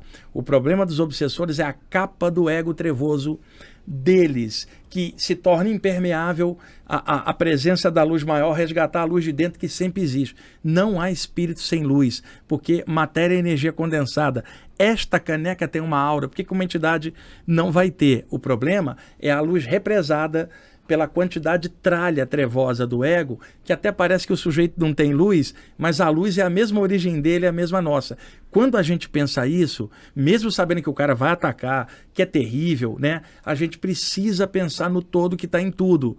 Porque senão eu vou fazer o seguinte, o todo está em tudo, mas no obsessor não está. Quer dizer, eu destruo esse conceito e ainda jogo ele para fora. Como é que ele vai melhorar com aquilo que eu estou fazendo? Ele vai me atacar de volta, porque eu estou excluindo ele. Quando eu falo todo está em tudo e aquela entidade também está, já de per si eu estou englobando tudo. Outra, alguém racista nessa área é muito complicado. Imagina, Léo, você conduzindo uma prática no teu grupo assim, vamos vibrar uma energia para a humanidade inteira, 7 bilhões de pessoas. Uma pessoa racista que estiver ali, ela vai excluir algum tipo de raça da irradiação, ela não está sendo inteira. O ego dela está fatiando a irradiação. Espiritualmente, os mentores sempre orientam isso. Pensa em tudo, tem que ser tudo, incluindo os insetos peçonhentos, a cobra venenosa, ou você vai gostar só daquele bichinho bonitinho e os outros animais do universo, ou melhor, do planeta, não vão entrar? Então a gente tem que ter muito cuidado de não criar uma disputa de ego, tipo, o nosso trabalho de luz e aqueles caras das trevas. Não existe nosso, o trabalho é do grande espírito, que permite a gente caminhar e na caminhada a gente acaba resgatando aquela galera de lá. Não é para ter medo disso, isso é normal. E parte daquela galera, às vezes, está enfurnada no astral inferior porque alguns viveram com a gente e a gente jogou eles no buraco lá atrás. Aí agora a gente reclama de ter que tirar. Sabe, aquele chefe de gangue, por exemplo, o pai Léo era o chefe de gangue lá na Idade Média, né? Instruiu todo mundo a só fazer crime.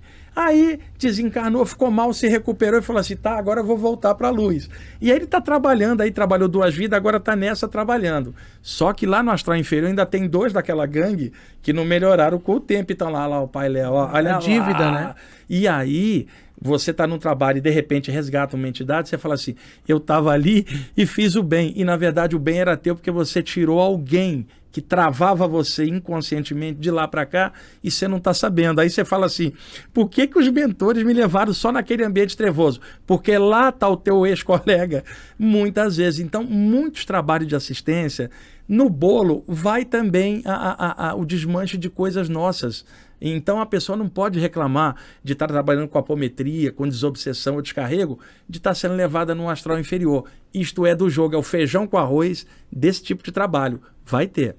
Legal a gente falar disso. Você falou dos animais. Você é vegetariano? Não, eu não como carne vermelha já há muitos anos.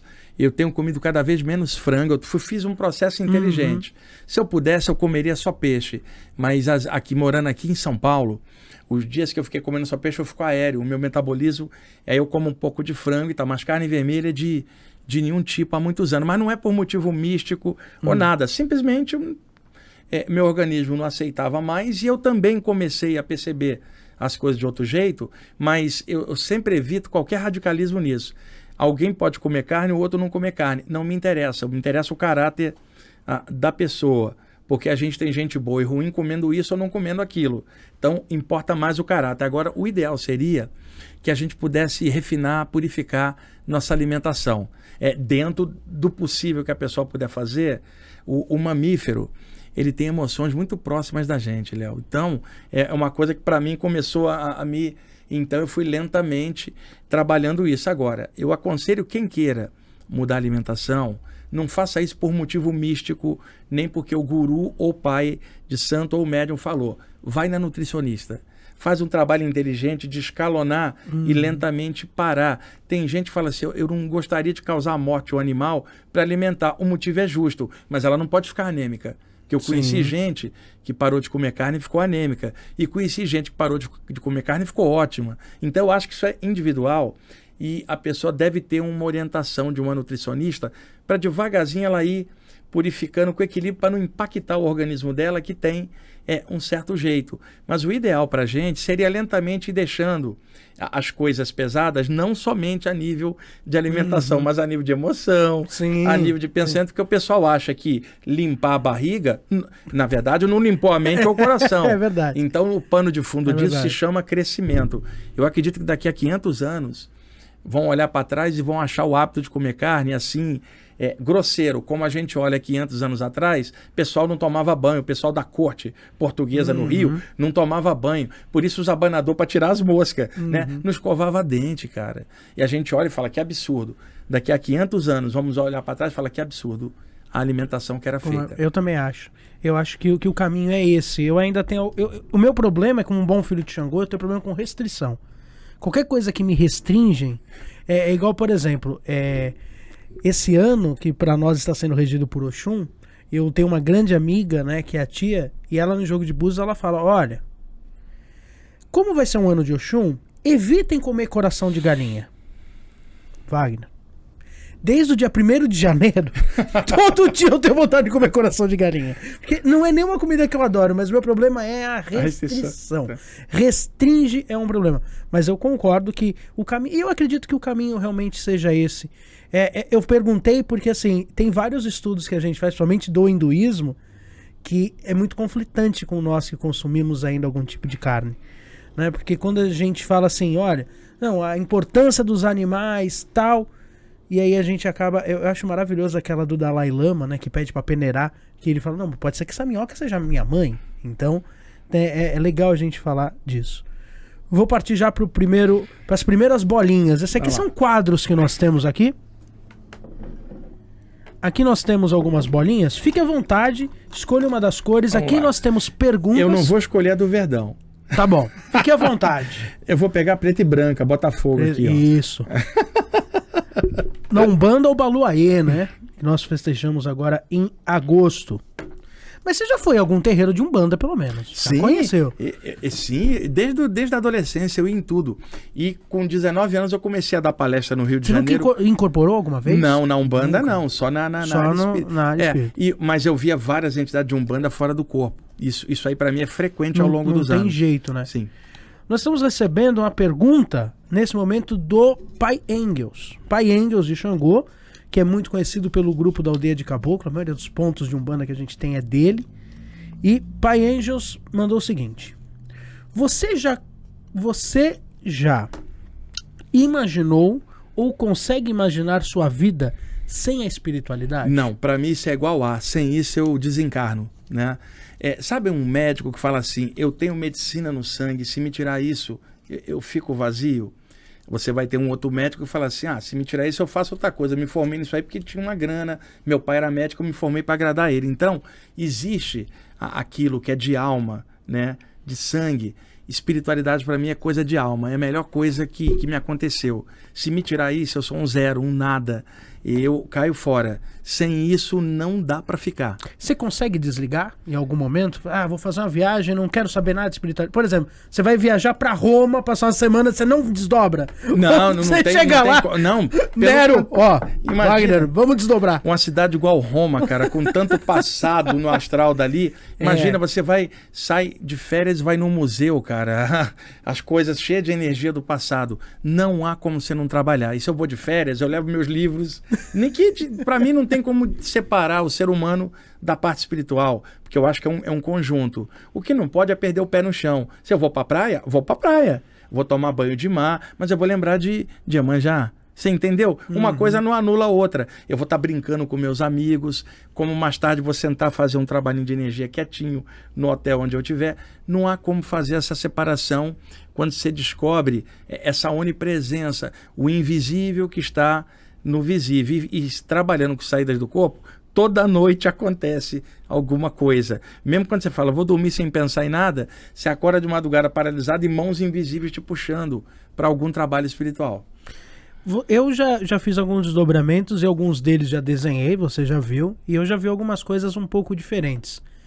Já teve algum, assim, o mais diferente que você consegue contar pra gente, que você olhou e falou assim, caramba, que ser diferente? Ah, isso aí um monte de vezes, né? Conta um pra nós. Tanto seres que não tinham forma, como a gente, tá? Eram focos de luz multicoloridos, era inteligência e amor integrado na luz, sem forma. Pra você ter uma ideia, até entidades totalmente deformadas, né? O corpo espiritual é dotado de alta plasticidade e ele plasma tudo que a pessoa estiver pensando. Uma pessoa com um pensamento caótico por dentro, desorganizada, desorganiza a forma do corpo astral, que começa a ficar fragmentada. Daí aquelas entidades horrorosas que todos os médios falam, uma entidade toda deformada, estranha, que já não parece mais um ser humano. Isso existe pelo lado ruim e existe pelo lado bom da gente ver presenças que são pura luz. E elementais? Ah, sim, eu vi várias vezes. Porque eu já vi elementais, por exemplo, eu até cito aqueles elementais como parece do Piratas do Caribe, né?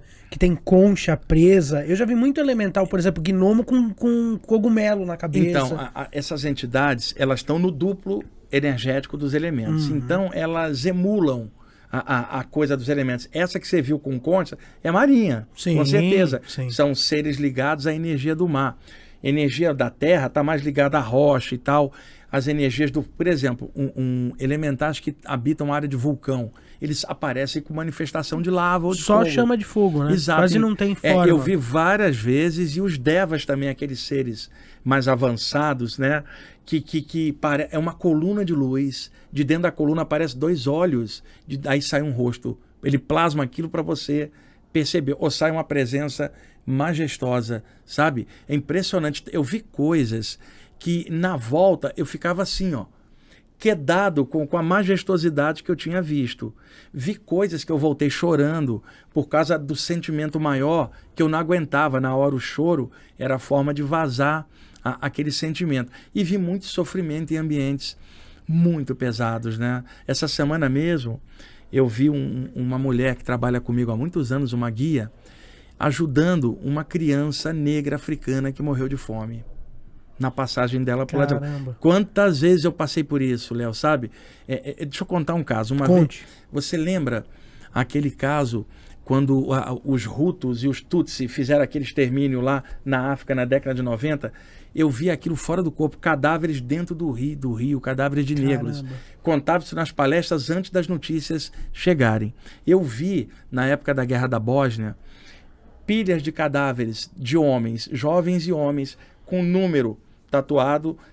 Você sabe que no caso ali os sérvios, né, fizeram uma limpeza étnica ali por causa daquela guerra. Uma vala aberta e um trator empurrando os cadáveres para dentro da vala comum. Nunca vão ser achados. E eu vendo esse tipo de coisa, você volta para o corpo, você fica assim. Aí um desses dias que eu tinha visto uma coisa dessas, eu fui almoçar. Aí eu tô almoçando e me lembrei de uma criança que eu tinha visto que tinha morrido de fome. E aí eu agradeci o alimento e vibrei por ela, que ela seja feliz pelo menos do lado de lá. Aí um amigo meu chega, Wagner, eu tô puto da vida. Falei, por quê? Roubaram o meu carro, né? E a minha mulher tem o carro dela, mas nós tivemos uma briga porque ela não quis emprestar o carro dela para mim. Sabe, eu sou tão infeliz, sabe? Tô sem carro, minha mulher brigou comigo. Eu falei assim, você almoçou hoje? Almocei. Falei, então, para de reclamar, porque tem gente que não almoçou hoje e você não tem carro, pega o metrô, pega o ônibus, você está saudável para fazer isso. Ele olhou para mim e falou assim, por que você está falando isso comigo? Porque você é um imbecil, eu perdi a paciência, você é um babaca, você tem tudo, tem seu apartamento, tem seu carro, você está reclamando do quê? Você pode almoçar e tem criança que não pôde almoçar, não me enche o saco. O cara começou a chorar. Eu não tinha pensado nisso, né? Sentou ali comigo, aí depois eu falei, cara, eu vi isso. Ele falou, cara, que bom que você está me contando isso, porque agora eu vou parar de pensar só em mim, no meu ego, e pensar em outras pessoas que estão no mundo também. Tem alguns desdobramentos que realmente assustam, né? Eu já tive momentos de desdobramento de olhar e falar assim, cara, eu queria tanto que o Steven Spielberg estivesse aqui, que isso aqui dava um filme bem bonito. Mas tem essa parte mais negativa. Você viu alguma coisa referente a... Eu posso falar por mim, eu não vi ainda, pelo menos não fui levado, talvez meu trabalho seja outro, mas eu já vi algumas pessoas falando de alguns centros de reabilitação de espíritos que desencarnaram de Covid. Sim, tem. Você já foi levado para isso? Inclusive no meu programa de rádio, acho que o da semana passada, o anterior, eu falei um lugar onde... São dois tipos de lugares, tá? São estruturas entre o plano físico e o plano espiritual. Porque a pessoa desencarna por cima do hospital, onde ela está, tem o duplo daquilo, que é como se fosse o astral. Uhum. Mas não é um mundo espiritual ainda, é um ambiente... É o duplo etéreo. Para cortar o restinho do cordão de prata, limpar as energias, para depois passar por portais extrafísicos para lugares de readaptação do lado de lá. Existem alguns desses hospitais, vamos chamar assim, por cima de ambientes de natureza, por sobre o mar, por sobre uma montanha, aproveitando o prana da energia, porque o corpo astral desse pessoal ainda está muito... porque é um processo respiratório, cara, e diminuindo a respiração, diminui a energia, o prana. Sim. Então, esse pessoal sai sem energia. Então, precisa readaptar o corpo espiritual delas a uma energia mais natural. E outra coisa, quebrar a ideia da doença na mente delas. Porque o corpo astral tende a plasmar aquilo que a pessoa pensa. Imagina um espírito desencarnado com crise respiratória. Ele não respira, mas a mente dele vai criar a situação. Então, eu vi dois lugares. Lugares de pessoas dormindo um monte após a Covid, por causa desse esgotamento energético, porque a respiração está ruim, dormindo para depois passar para outros ambientes, onde elas vão acordar do lado de lá em ambiente de natureza, sabe? Ambiente de refazimento, para que elas percebam que não morreram, só estão na etapa do lado de lá após a vida. E semana passada fui levado num lugar, eu acordei lá, fora do corpo, né? 3 metros no ar, posei um pouquinho, um monte de gente andando com roupão de hospital, homens e mulheres, né? Fora do corpo, todos eles entubados em coma ou induzidos na intubação, inconscientes, fora do corpo aguardando. Todos eles iam voltar. Quer dizer, lindo, né? Ficam ali naquele campo concomitante ao hospital, sim, esperando o corpo recuperar para eles poderem entrar. E aí eu conversei com algumas pessoas. E aí eu falei para um rapaz, você sabia que você está fora do corpo? Ele falou, mas eu nem acredito nisso. Eu falei, pois é, mas você está fora, isso aí não é o corpo, isso é o corpo espiritual. Aí um rapaz que estava do lado falou assim, eu já ouvi falar disso, mas eu tenho medo. Eu falei, cara, eu trabalho com isso. E aí conversei com alguns, aí eu vi um casal, ela era uma desencarnada e ele com o roupão do hospital, e ela segurando ele aqui, era um amor profundo entre os dois, dava para perceber. E aí o espírito que me levou falou assim, eles têm um amor profundo de várias vidas, ele resolveu reencarnar porque ele tinha coisas a resolver dentro dele, e ela está fazendo um curso em outro plano que tem a ver com coisas dela. Então ele reencarnou, mas durante o sono ele procura ela fora do corpo, às vezes ela desce e encontra com ele, mas agora isso chegou no limite, ele está entubado, ele vai voltar ao corpo, com o tempo ele vai conhecer uma parceira, vai casar com ela, vai ter 2 filhos, vai ter uma certa longevidade de idade, é o projeto dele, né? E ela está fazendo um curso, eventualmente ela vai até mudar de plano. E eu falei assim, mas é um amor tão lindo, quando é que eles vão se encontrar? Quando ele desencarnar? Ela falou assim, até lá muita coisa pode acontecer. Ela inclusive pode ir para outro lugar. E eu falei, quer dizer que eles podem não se ver, mesmo quando ele passar de volta? Ele falou assim, distância não significa nada e tempo também. O amor é o que une tudo. E eu falei, mas você não tem ideia o tempo desse reencontro? Ele falou assim, só Deus sabe o reencontro. O importante é o amor. E que esse amor seja maior. Se eles dois ficarem se encontrando, vai criar apego para os dois. Ela não vai desenvolver lá, ele não vai ficar em paz com a companheira com a qual ele tem que aprender coisas nessa encarnação. Era um lugar só de gente fora do corpo esperando para voltar. Caramba, sendo que eles não tinham nem noção que estava fora do corpo. Eles vão voltar, não vão lembrar nada. Foi, com certeza, ainda mais nesses casos, foi uma coisa induzida, né? Exatamente. A pessoa nem sabe o que estava ocorrendo. Cara, a espiritualidade, ela é... Sem brincadeira, gente. Espiritualidade é melhor que qualquer filme de Hollywood. Olha... Você pode contar. Vamos para nossas outras bolinhas. Aí nós temos... Outra alvinegra, hein? Nós temos provinhas aqui. Então, vamos ver. Algumas provas são para cantar pontos de Umbanda. Você conhece pontos de Umbanda? Alguns, mas não muitos. Vamos ver. Ah, nossa. Essa aqui tem muito a ver com este livro e tem muito a ver... Você é o cara perfeito para isso. Toma um papel. E a nossa prova é o seguinte, tem algumas canetas aqui, tá aqui do lado. Não, tá aqui. Aqui, tem uma aqui. Não, nós temos outras cores aqui, ó. Porque essa aqui é maravilhosa. Desenhe uma entidade. Cara, eu sou péssimo pra... Rapaz, eu sou terrível. Vocês pediram pro cara errado, o Léo aqui desenha. Cara, não tem como desenhar. Eu sou péssimo pra isso. Faça feio mesmo. O importante é a missão. Cara, uma divindade, algo que você viu. Cara, eu vou fazer diferente. Eu não vou fazer uma entidade, mas vou fazer uma coisa que pode ser bem legal de eu falar. Ó, isto aqui que eu fiz, o círculo é o chakra frontal, o chakra da testa. Nós temos 2 chakras laterais nas têmporas, são secundários do frontal, representado na tradição hermética como 2 asas. Quer dizer, uma esfera com 2 asas. Então, esta imagem, uma vez, eu estava sentado, me preparando para ir para um curso em casa, para fazer um curso, e aí apareceu na minha frente uma esfera rosa com 2 abas que vibrava igual uma libélula, assim, ou um beija-flor, na minha frente. Logo atrás surgiu um mentor hindu e falou assim, esta imagem é de proteção. Você visualiza uma esfera rosa, que é o sentimento, o amor, e 2 abas amarelas, que é a cor da vitalidade que limpa a mente. E mantém as esferas vibrando enquanto você concentra no rosa na frente por uns 10 minutos. Isso estabiliza o seu frontal, pode abrir clarividência e afasta ondas mentais negativas, tá? Passe isso para os seus alunos. Eu venho passando então. O que acontece? Com o tempo eu descobri que existem seres espirituais que tomam essa forma. Não toma a forma humanoide, de uma esfera com 2 asas. Simbolicamente pareceria asa, mas não é asa, porque uma entidade não precisa de asa, porque a gravidade não afeta ela. Mas como se fosse a esfera fosse a cara dela de luz e as abas fosse a manifestação energética. Não é à toa que os hindus antigos desenhavam o frontal dividido em 2 bandas, são os 2 hemisférios cerebrais. Sim. E os 2 chakras das têmporas. Essa prática fortalece a mente, limpa formas mentais negativas, é de alta proteção, porque existe no astral o duplo disso. Quando a pessoa concentra nisso, ela entra na egrégora disso. E entidades que tomam essa forma e que estão ligadas com espíritos da natureza e devas. Quer dizer, por isso que eu não sei fazer o rosto das divindades como ele faz. Eu sei fazer. E o desenho... Tá dando pra ver aí, diretora? O desenho... Dá pra ver? O desenho é horroroso, Léo.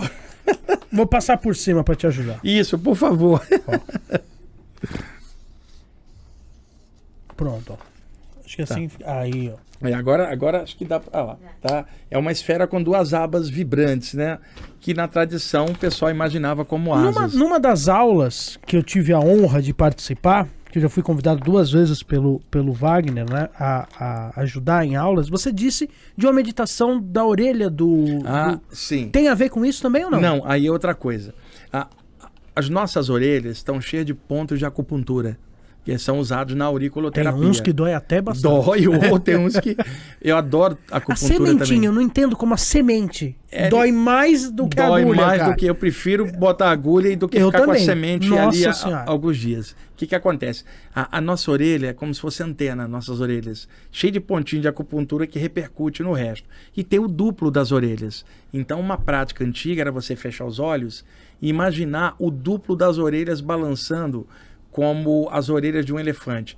As orelhas físicas não mexem, como se fosse o duplo. Você cria a imagem de orelhas energéticas abanando por alguns minutos, o cérebro sai das ondas da vigília e entra em alfa. Você relaxa rapidamente, chega a ficar sonolento. Na Índia, visualizava o quê?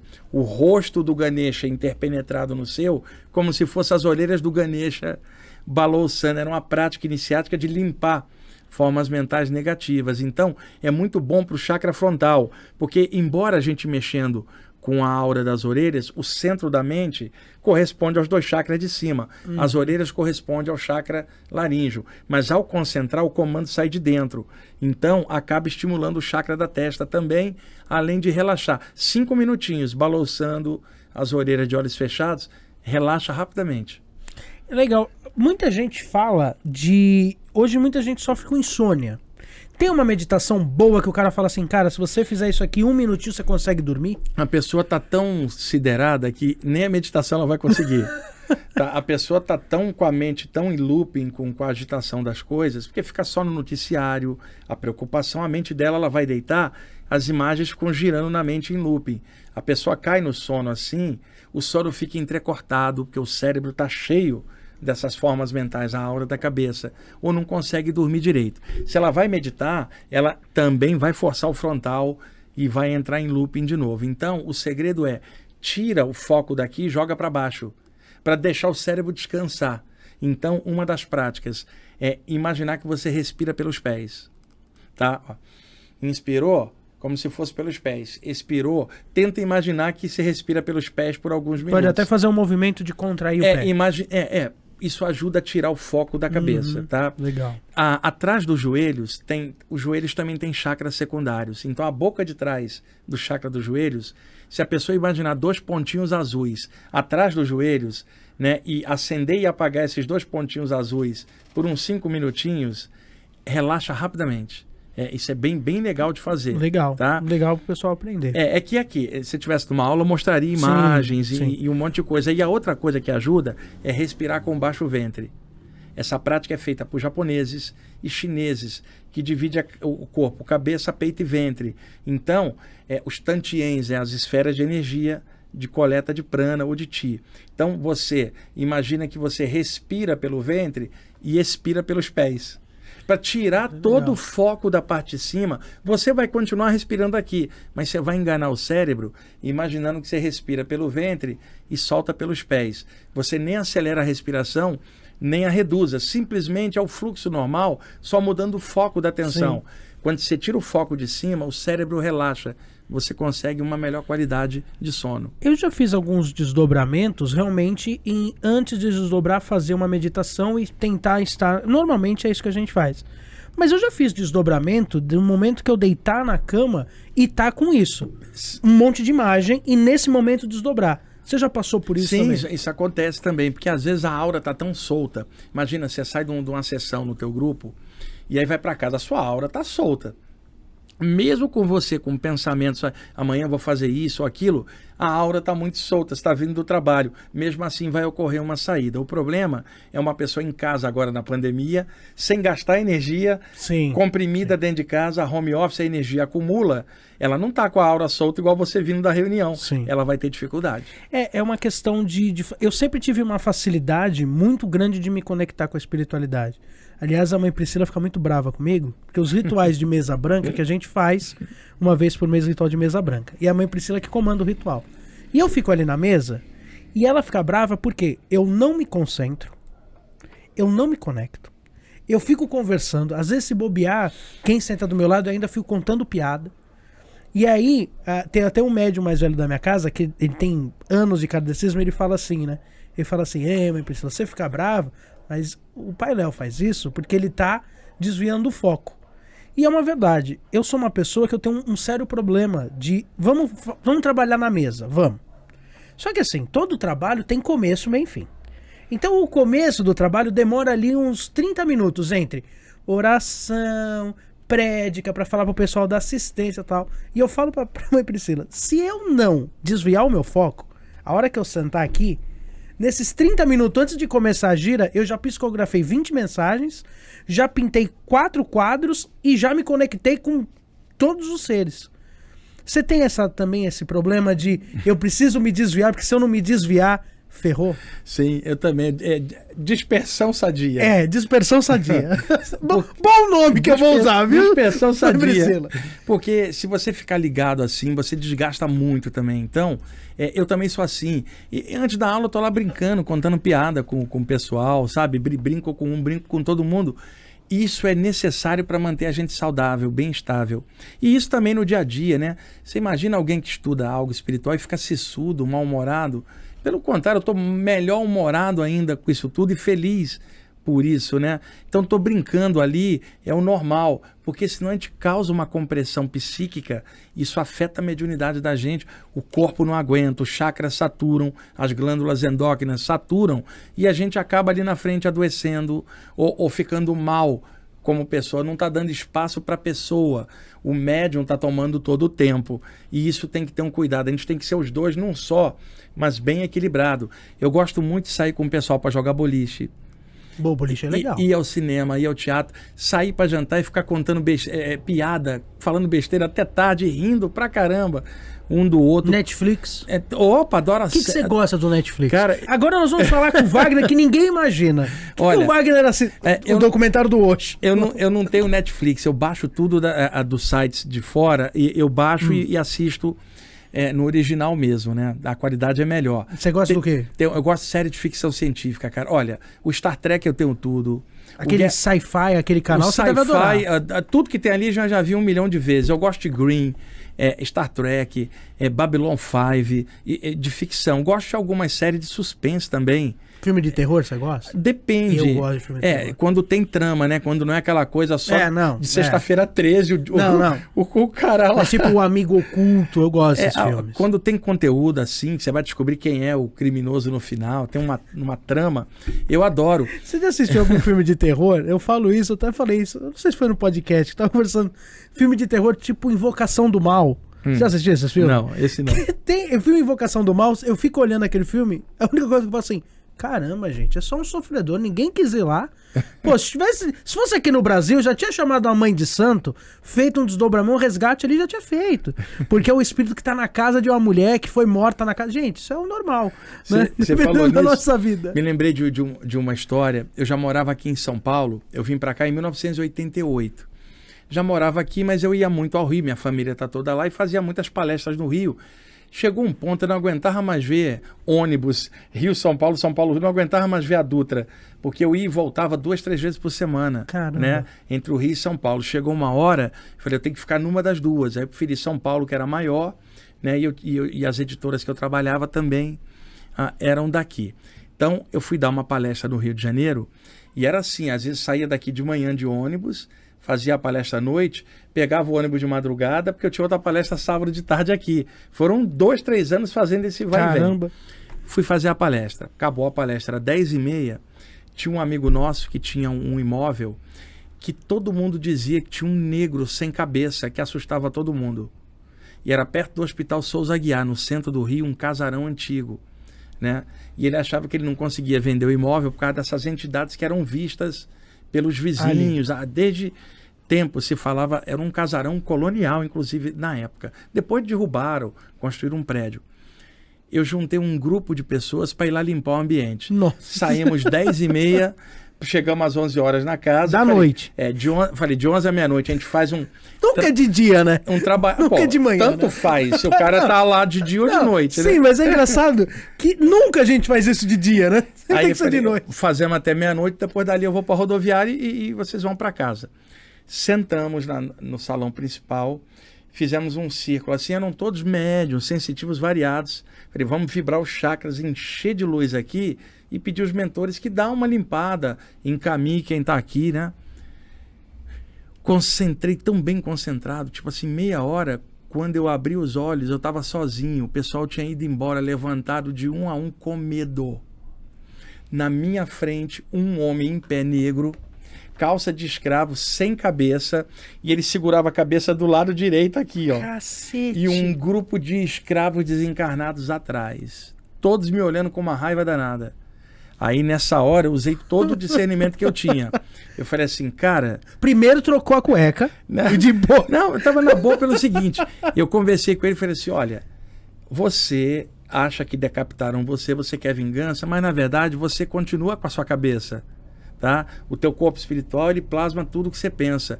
Como você imagina que sua cabeça foi cortada, não plasmou. Agora, sua cabeça espiritual está aí, porque caso contrário, como é que você continuaria pensando? Você está pensando porque tua mente existe, apenas não está plasmada. E isso que você segura aqui do lado é uma forma mental que você criou, sua mente está aí, apenas não plasmou no corpo astral. De repente plasmou a cabeça dele no lugar certinho, e aí a cabeça dele ele soltou e diluiu uma forma mental. Falei, tá vendo? Você não foi decapitado, foi teu corpo, cara, você tá vivo, né? E agora você pode refazer tudo, sabe? Seguir tua vida. Cai fora, esse ambiente aqui já não tem mais nada para você, as pessoas que estavam aqui já morreram, já foram embora, a casa já mudou de dono. Não tem significado uma vingança para algo que não existiu. Tua cabeça não está cortada. Você não é negro ou branco, você é um cidadão do universo. Você precisa agora abrir a mente para seguir o caminho. O cara começou a chorar na minha frente, gente. Aí foi, virou e saiu com aquela malta de espíritos. Nunca mais ninguém viu mais nada ali. Eu liguei de 1 a 1. Na época eu não tinha WhatsApp. Você sabe, tudo que era palavrão que eu sabia, eu xinguei todo mundo. Porque aí o pessoal, mas Wagner, a gente ficou com medo da entidade sem cabeça. Não tem entidade sem cabeça. Cara, eu xinguei. Porra, você não estuda, sabe? Não havia isso. Aí nunca mais rolou isso daí lá na casa. Né? Por isso que, às vezes, eu não tenho medo de filme de terror por causa disso. Porque a gente vê cada coisa, essas formas mais animalescas, isso de não ter cabeça. Isso me lembrou o caso de um resgate que nós demos no nosso centro também, não era um negro escravizado, e era na verdade de um feitor, e era um feitor que buscava vingança, e ele dizia que ele buscava vingança porque um negro tinha matado ele. Por consequência, um negro que tinha matado ele era o Pai João na encarnação, quando ele estava vivo. Só que aí o Pai João falou, eu tenho que te pedir perdão porque realmente eu te matei, mas eu te matei por causa disso. E aí eu fui levado junto, e aquilo foi muito doido, porque foi a primeira vez que eu fiz uma apometria incorporada. Eu fui levado junto com o Pai João, naquele momento, para o plano espiritual, e foi refeita nós revivemos aquilo. Eu fui encarnado também como escravo com ele, então naquela hora já desacoplou, e aí eu voltei aonde eu estava, e aí eu vi, e aquele espírito daquele feitor tinha sido morto através de uma mandinga que o Pai João tinha feito realmente, porque ele tinha matado um escravo, que era uma criança de 5, 6 anos de idade, por ter roubado um doce de abóbora. E agora, para quem está nos ouvindo, para falar assim, cara, como a espiritualidade é. Essa criança de 5, 6 anos de idade trabalha na minha casa, mas não trabalha como herê. Sabe qual que é a forma fluídica dele? Um preto velho.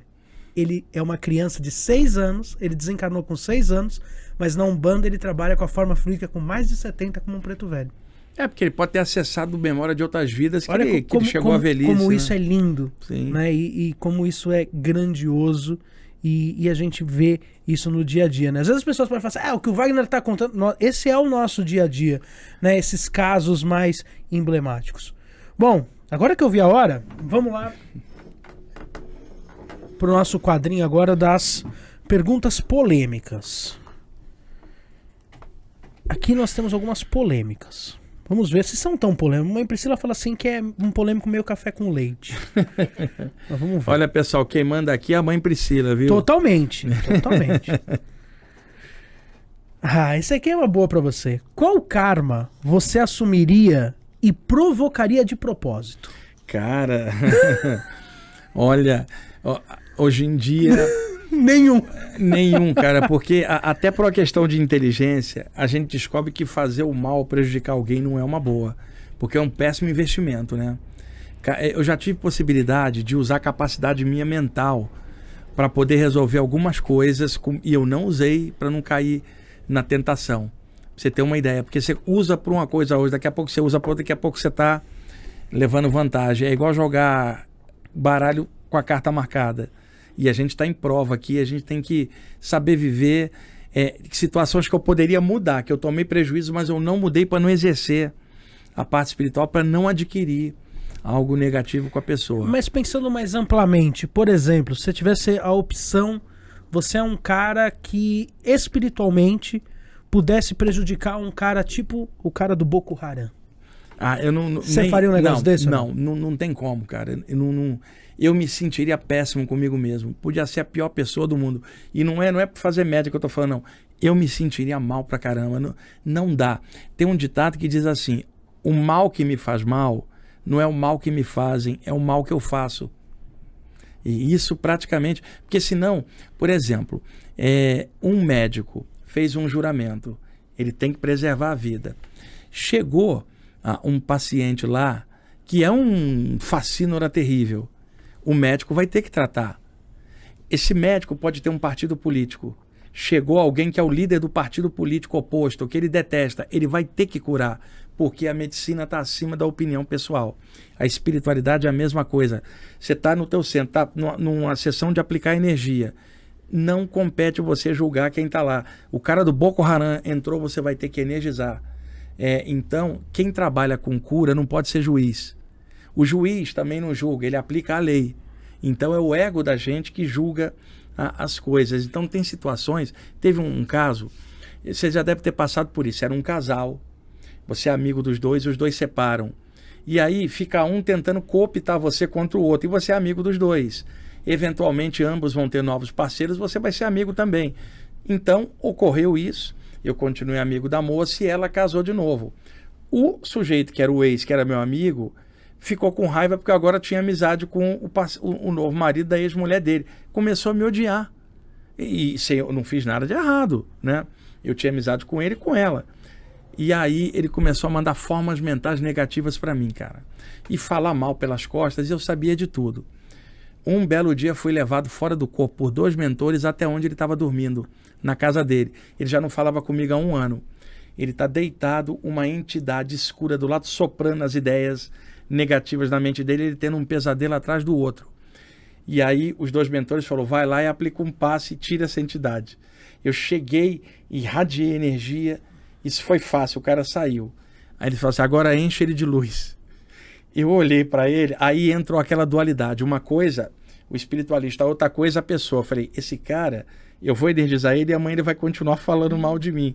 Mas ao mesmo tempo entrava porque eu sabia, não tem que julgar nada, vou encher ele de luz como qualquer outro. E encher ele de luz e sair. Aí os 2 mentores falaram para mim: você passou na prova. Se você não tivesse energizado com consciência, nós íamos contrair um pouco o teu desenvolvimento espiritual. Mas você provou que você merece essa abertura por causa de você ter feito de forma incondicional. Parabéns. Então, e no dia seguinte o cara falando mal de mim de novo. E com o tempo até passou isso, ele depois apareceu, pediu desculpa, a gente retomou a amizade. E é um amigo bom, mas numa fase ruim, de coisa dele, ele acabou me botando no meio. Então, às vezes, os mentores te levam para provas assim, para ver como é que você reage. É lindo ver isso. Wagner, eu só tenho a te agradecer, que está sendo maravilhoso. A gente vai para o nosso último quadro, que é o quadro que eu vou te dar um papel, que você vai escrever aqui no nosso caldeirão o que você gostaria, 1 ou 2 coisas, de queimar, de tirar. Eu falo da Umbanda, mas vamos falar da espiritualidade. O que você acha, não da espiritualidade, mas da vida espiritual das pessoas, das práticas que as pessoas têm erradas.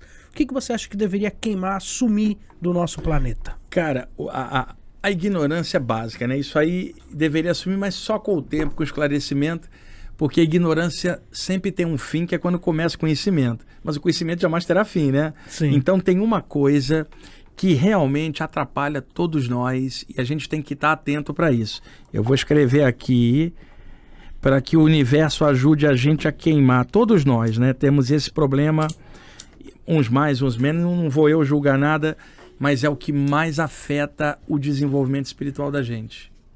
A arrogância. Para mim, esse é o maior veneno que existe. Você já conheceu muita gente arrogante? Sim, e outra, todos nós já fomos arrogantes em algum momento também. Ainda somos em várias coisas. Mas né? Com o passar do tempo, por exemplo, uma coisa ruim é alguém que acha que sabe muito, pisotear os que sabem menos, tripudiar achando que é superior. Isso aí não pode, cara. Sabe? Pelo contrário, você sabe mais, ajuda o que sabe menos. Facilita, esclarece, né? Usa o que você sabe para melhorar a mente do outro, para o outro também saber. Não tem essa de ser melhor ou pior, o todo está em tudo. A arrogância da gente ficar escalonando as coisas. Sabe aquele estudante espiritual que acha que é muito evoluído diante do outro que é materialista? E o materialista pode estar melhor do que ele consciencialmente, pelo caráter. E mais vale um materialista que faz algo bem do que um espiritualista que não faz nada. Então, a arrogância no caminho espiritual, ela é um veneno. E os obsessores, eles adoram uma pessoa espiritual arrogante, porque é a brecha por onde eles entram para derrubá-la. Arrogância é veneno. Muito legal e partilho totalmente do que você falou. Antes da gente já ir pro final, Wagner, seu momento agora. Quem quiser fazer seus cursos, aonde acha? Seu programa de rádio, quem quiser entrar em contato para aprender tudo isso de chakra, de energização, como é que acha o Wagner? Olha, eu tenho um canal no YouTube bem grande, é Wagner Borges, é só entrar lá, tem muito conteúdo gratuito. Tem um site que é o ippb.org.br, totalmente gratuito. Tem livros para download lá gratuito, um monte de coisa. O programa Viagem Espiritual, estou há 22 anos no ar, Léo. É incrível, desde 1999, Caramba. mantendo um programa que fala de saídas do corpo, de chakras. E é um fenômeno, 20 e poucos anos no ar. Eu não sei se tem algo semelhante em algum outro lugar. Rádio? Na rádio Vibe Mundial de São Paulo, 95.7 FM, todos os domingos de 11h30 às 12h30, e depois o programa, na terça ou quarta-feira, entra no canal do YouTube. O programa é aos domingos. Então, pelo site vocês vão encontrar Facebook, Instagram e tudo lá. E o canal do YouTube tem coisa pra caramba lá. Tem bastante. 20 anos de estudo é muita coisa. 22 anos lá na rádio, cara. Pô, é incrível isso. Uma audiência muito grande que eu tenho. E, poxa, eu agradeço muito o pessoal da diretoria da rádio que me cede o espaço lá para eu poder fazer esse trabalho, confia no meu trabalho. Pô, 22 anos no ar não é pouca coisa, não cara. É. Tem que dar o devido valor. Eu só tenho a te agradecer, né? O nosso contato foi através de um e-mail que eu mandei e o Wagner respondeu. Não, quem mandou foi a mãe Priscila. A Priscila ela mandou. que mandou. Ela falou assim, cara, você precisa conversar com o Wagner, porque o Wagner é maravilhoso. Eu até contei isso antes do ar, né? Pra eu contar rapidamente, pra gente não passar muito tempo. Quando eu era moleque, né? Eu comecei na Umbanda com 14. Quando eu tinha 14 anos, o meu pai de santo, através do seu João, que é um médium muito amigo, falou assim, ó, vai ter uma palestra espírita e vamos lá assistir. E eu fui.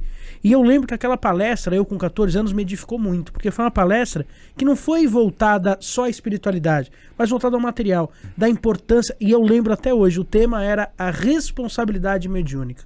Isso me pautou como médium até hoje. Passado muito tempo, eu fui conversar com esse amigo meu, eu falei, poxa, você não sabe que eu levei no canal? Eu levei o Wagner Borges, que você tanto gosta. Ele falou, poxa, o Wagner, nossa, eu sou fã dele, já fiz curso com ele em 1900 e lá vai pedrada. Ele falou, pô, você não lembra? Aquela palestra que você tinha 14 anos era do Wagner. Então, Wagner, gratidão. Talvez você nem tinha essa ideia, e nem eu tinha essa ideia, mas o quanto eu com 14 anos, aquela palestra naquele centro espírita, num lugar bem longe do centro da cidade, um lugar bem humilde, né? Você disse que já faz muito esse trabalho nesses lugares, e como edificou um menino de 14 anos que hoje, com 33 à frente de um canal. Então, cara, que legal. A próxima vez a gente pode fazer um podcast aqui sobre chakras e saídas do corpo. Vamos fazer. Específico. Aí a gente fica uma hora e pouca falando. Vamos fazer tema. sobre o xamanismo também. Com o Vitor Hugo França. Com o Vitor Hugo. Vamos fazer. O Wagner aqui no canal, gente, vocês vão ver mais coisas, porque a gente tá sempre em contato. Você sabe, cara, a cada vez que eu te conheço, eu te admiro mais. É realmente uma pessoa como referência. E obrigado aí por você estar aqui. Legal. Obrigado, Léo. Obrigado a todo mundo que tá assistindo. Tá? Até uma próxima. E pra gente encerrar, você vai levar essa rosa branca, que talvez você entregue ela pra sua esposa ou pra alguém. A rosa branca que é símbolo, né, do Caboclo das Sete Cruzilhadas na fundação da Umbanda. Mas essa rosa, opa, obrigado, espiritualmente, agora olha lá na câmera, para quem que você entregaria essa rosa?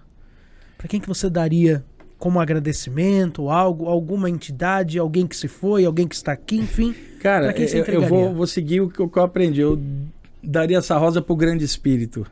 Que é claro, não precisa de uma rosa, mas é o gesto. Porque é aquilo que eu falei, nós não temos uma senda. A senda é do grande espírito, a gente caminha por ela. É isso. Wagner, gratidão. Obrigado, Léo.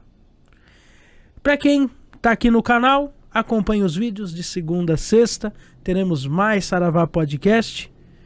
Wagner Borges, obrigado mais uma vez. A gente sempre encerra. Temos um encerramento. Temos vários rituais de encerramento. Podemos queimar a Série B do Botafogo para eles voltar para a Série A. Podemos. Eu não vou nem perguntar assim, quem você traria da espiritualidade? O Garrincha, não traria ele de volta. Tranquilo. Não ter Newton Santos também. Newton Santos também, para não ter problema. A gente sempre encerra cantando um ponto. Então, canta aí que eu vou te acompanhar. cara, eu não sei que não. Ih, olha, eu sou péssimo para desenhar e para cantar também. Não... Qual que você lembra? Pra ver se pelo menos eu conheço. Cara, de cabeça assim eu não lembro assim. Agora não vou lembrar. É melhor você cantar, cara. Minha voz... Fala uma divindade então pra gente. Cara, Iemanjá. Iemanjá. Você gosta de Iemanjá? Já percebi isso. Posso contar uma coisa rápida? Conte. Eu moro no bairro da Saúde, né? Perto do metrô. Eu moro ali há 20 anos. Então, uma noite... Eu acordei já fora do corpo na Avenida Jabaquara, vindo da Saúde na direção da Praça da Árvore, depois a Santa Cruz. Por cima da avenida, mais ou menos 1,5 metro, 2 vindo. Não tinha carro nenhum na rua, era de madrugada. Eu acordei ali flutuando e por cima de mim tinha um caboclo, uma entidade indígena elevada que se comunicava telepaticamente comigo. Eu estava no duplo do ambiente e ele num nível mais acima, indo.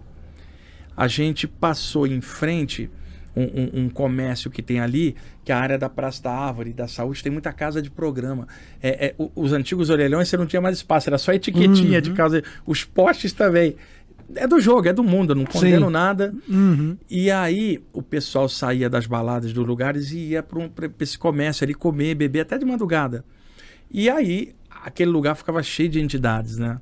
O pessoal bebia muito, usava droga e tal.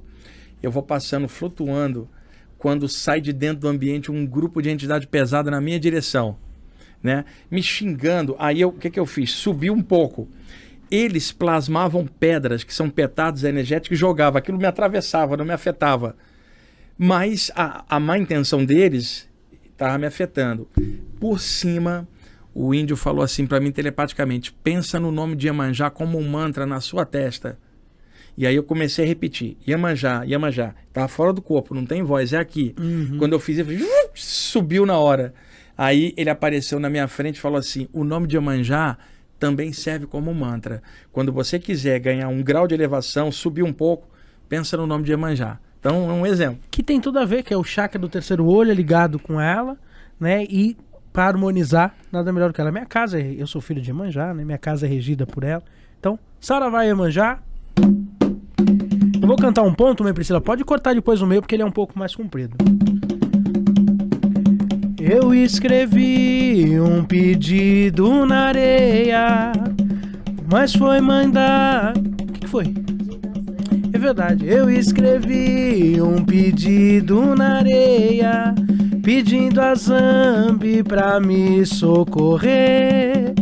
Eu escrevi um pedido na areia, mas foi mãe d'água quem veio me valer.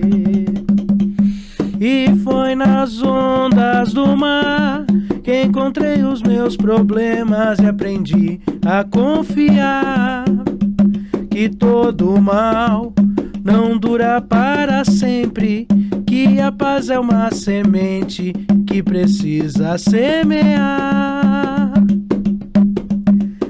E no horizonte de um mar tão infinito, Iemanjá me acolheu e me deu um mundo tão mais bonito. Eu abri meu coração, ela me estendeu a mão, entreguei meu caminhar a Iemanjá.